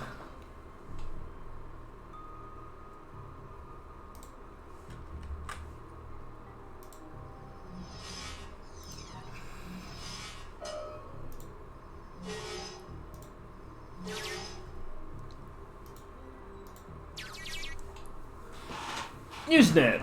Return on subject. Sars Forsberg, the body of Sars Forsberg. A Chop Shop surgical assistant was found in an apartment in Snohomish earlier this week. The body has been there for as long as a month when Forsberg's landlord noticed a rancid smell and contacted authorities. Lone Star representatives had issued a statement saying Forsberg's death had been ruled a suicide. According to the reports, his body a massive puncture wounds and the cause of death was determined to be an overdose of anti-stress medications and sedatives. The man's employer claims he was dedicated employee, though he suffered from bouts of depression. Forsberg's next of kin could not be located, but the attorney appointed to his estate has located a will written weeks prior to leaving all of his belongings to his psychiatrist. The identity of the psychiatrist has not been released due to privacy concerns. Yet another sad end to a life. It's far too common here in the sprawl. I think we can go on. Let's rip in the meat space for a bit.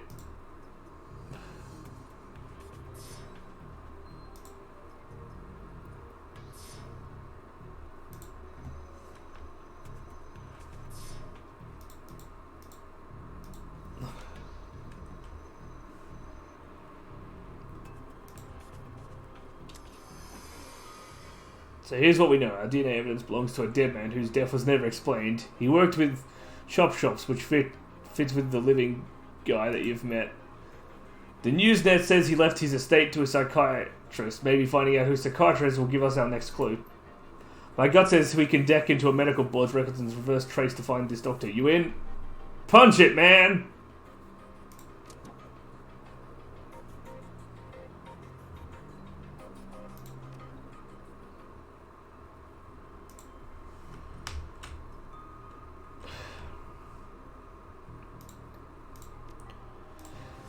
Bring the attack program!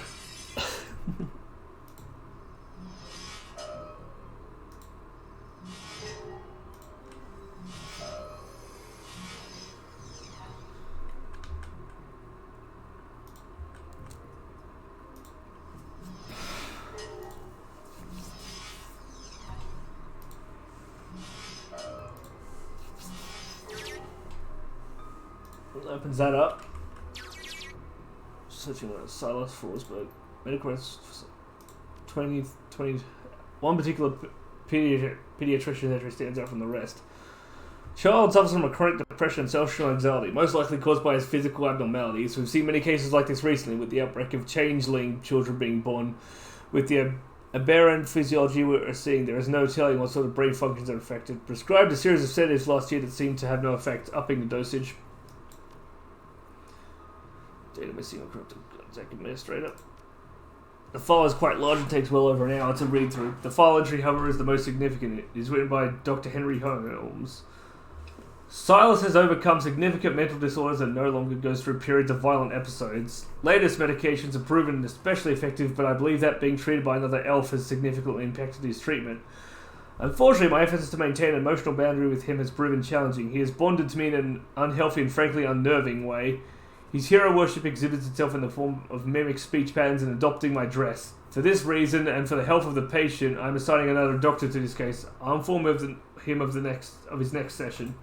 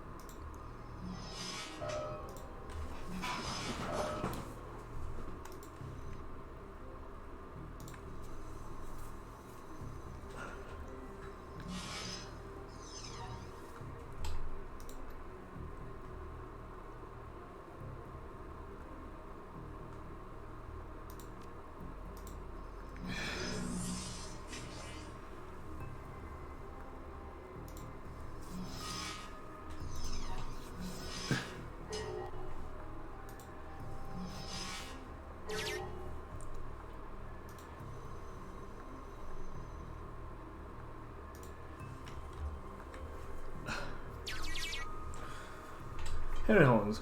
Check current employment status. Dr. Henry Holmes, current hold division of Chief Psychiatrist and Administrator at Mercy Mental Hospital, Skirmish, Washington, Newcastle. Check current. Check previous employers. Residence, Mercy Mental. Yep.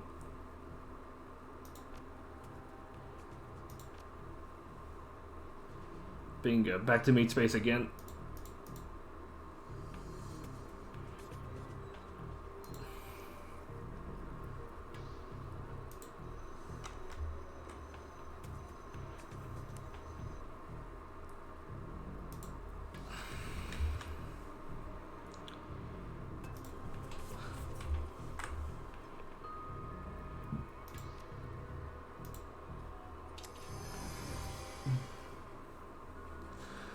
At the end of the contextual, as Meat World comes back into your focus, your head once again tries to settle on which world is the real one. While a philosophical question lingers, your Meat Boy demands food and drink. You disconnect from your deck to find that the Union Safe House has risen.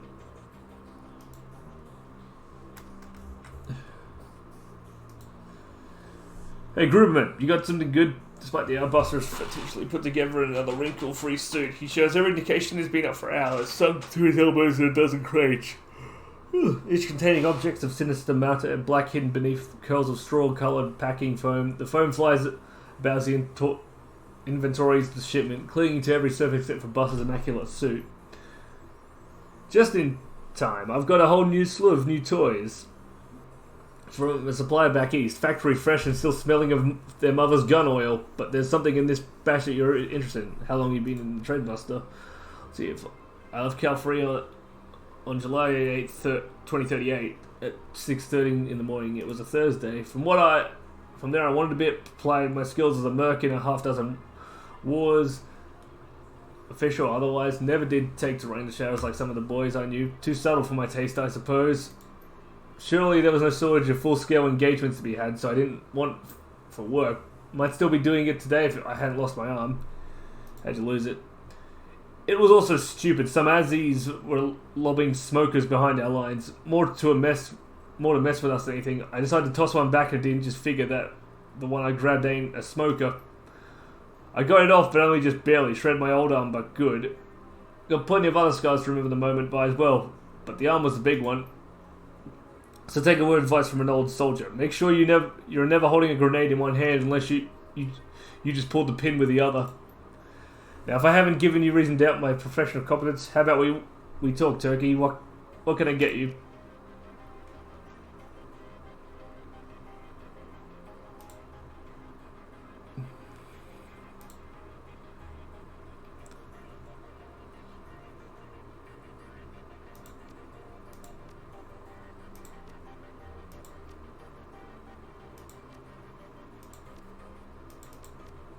Class B drone, finally.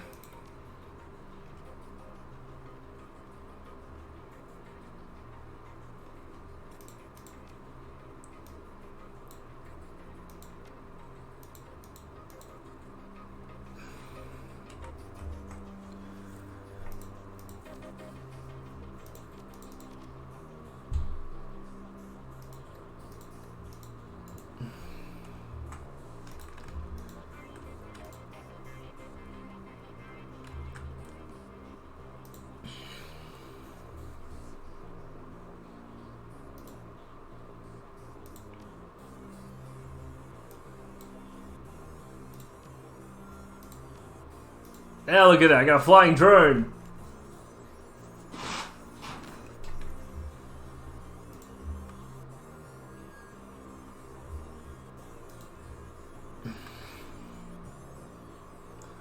Same as always. So much so that one may wonder if he takes time to eat or sleep.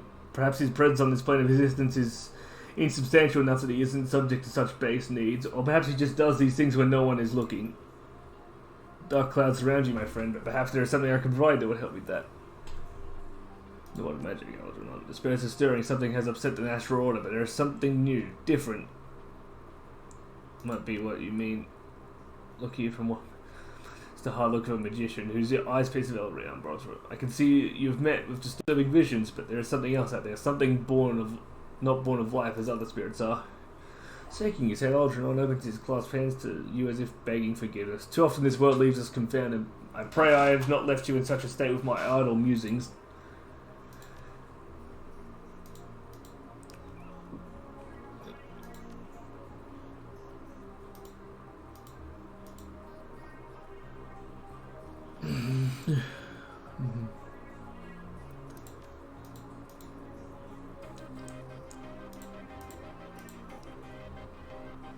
It looks almost as tight as you do. You can tell that this case has got under his skin like it has yours. Any luck in there? We found an exact match for DNA, but it was linked to a dead chop shop assistant by the name of Silas Forsberg. Now, I have my theories, but what do you think is going on here, Doc? Doesn't belong to the killer. Maybe Silas faked his death. That's a distinct possibility. What was there? No, so there. What was it that we saw in the autopsy report? The face was saying that they had to use dental record.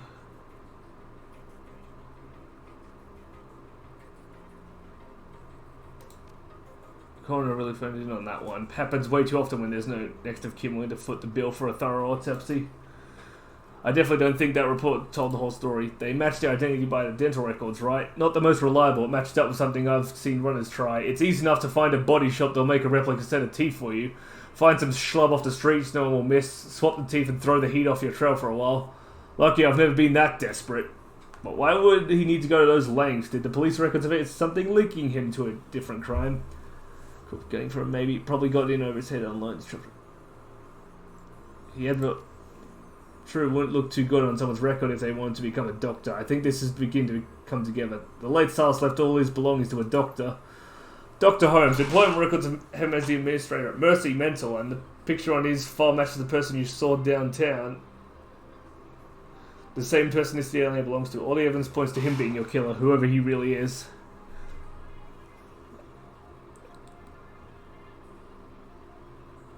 Fine, I can bring my friend.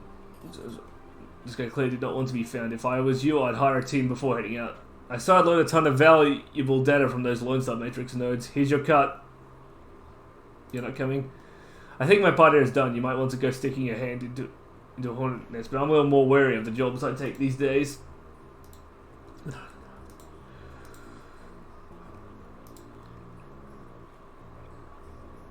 Just one glance is all you need to tell. There's also a crumpled scrubs stained with a mix of blood. It's too colourful to be naturally occurring in the human body. Her eyes are those of a person who has built up a substantial sleep debt but has no idea when or how to begin paying it off. I'm not one to talk, but you look like Drek. Afraid there isn't much I can do for you. Dr. Carr snaps her fingers and calls forth the spirit normally seen perched on her shoulder. It appears from out of the ether, and the doctor immediately seems less fatigued than she was a moment ago. Now, what can I do for you? Everything alright here, Doc? Here at Union? Yes, I'm fine, just getting back to myself. Days here tend to be slow, so I volunteer at a medical centre on the other side of Touristville, and I had a rough shift. What happened? What always happens? Some run or some deal or some meet went south. One thing led to another, etc., etc. I didn't hear all details. All I really know is that it's what came in on the lips of the victims healthy enough to still speak. Apparently one of the Baron's gangs incurred the wrath of local Solpa rings, leading to a rolling shootout throughout the city streets. Several bystanders were injured, but the real mess didn't begin until the party crashed into the yard of an old industrial plant out on Union Hill Road. They woke some sort of toxic spirit, which then began running amok, causing easily as much damage as the initial battle. And we were left to pick up the pieces, of course, but enough about my troubles. Let's hear about yours.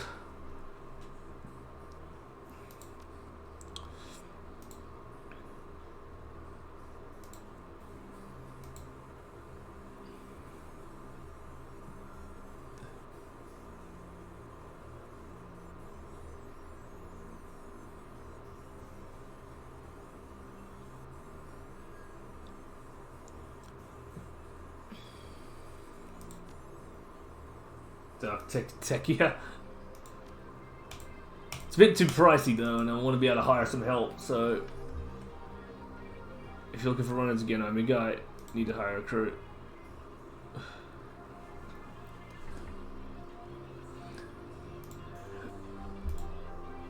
I'm taking this guy.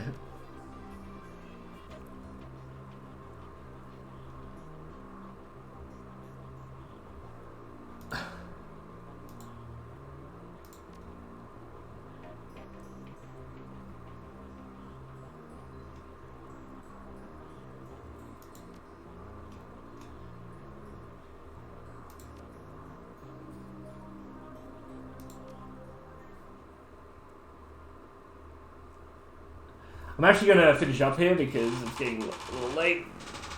I want to go for a short walk. Okay. Mercy Mental. The blood you found at the warehouse belongs to a man masquerading as one Dr. Holmes, and you've tracked him to Mercy Mental Hospital, located in the notoriously anti-metahuman farmlands of Snohomish. The drive to the hospital is long and unpleasant. Finally, you reach the walled and gated hospital compound. Despite the pretense of security, the gate is unguarded, unlocked, and open. No one stops or greets you as you drive up the large crumbling building. Gothic ramparts top a damaged roof, cracked walls, and broken windows. All around the building is a lawn gone wild. Only the artificial light from within speaks of inhabitants. You walk up to the hospital steps to confront Zemlot's killer and bring an end to the Emerald City Ripper.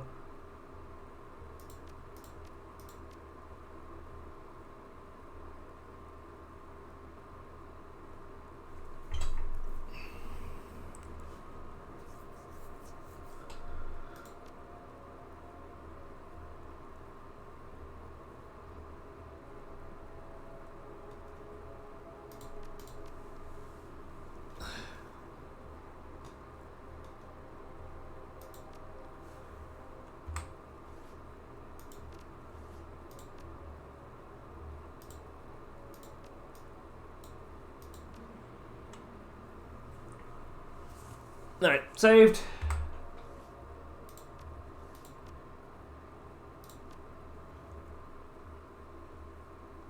So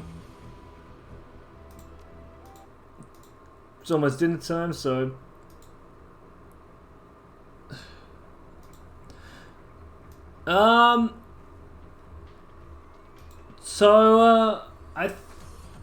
I think we'll go and raid Akarisu, who's playing Soma right now. I'm not sure when I'll come back to this, but there might be more streams this weekend than just a regular. On Sunday I'll be doing Borderlands, finally returning to that with my friends. But on Saturday night I might also be doing a stream with a bunch of my Australian friends.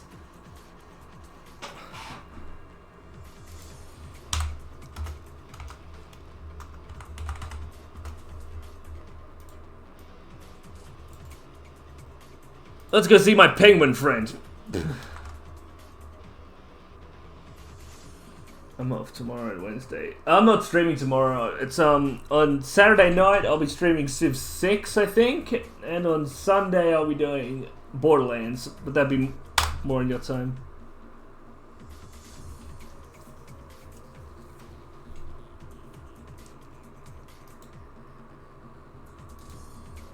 Alright. Well, now I'm gonna go take a little run, then I'm gonna get dinner. You guys have a good night. I'm just gonna chill for the rest of the night now. Bye bye everybody, see you around.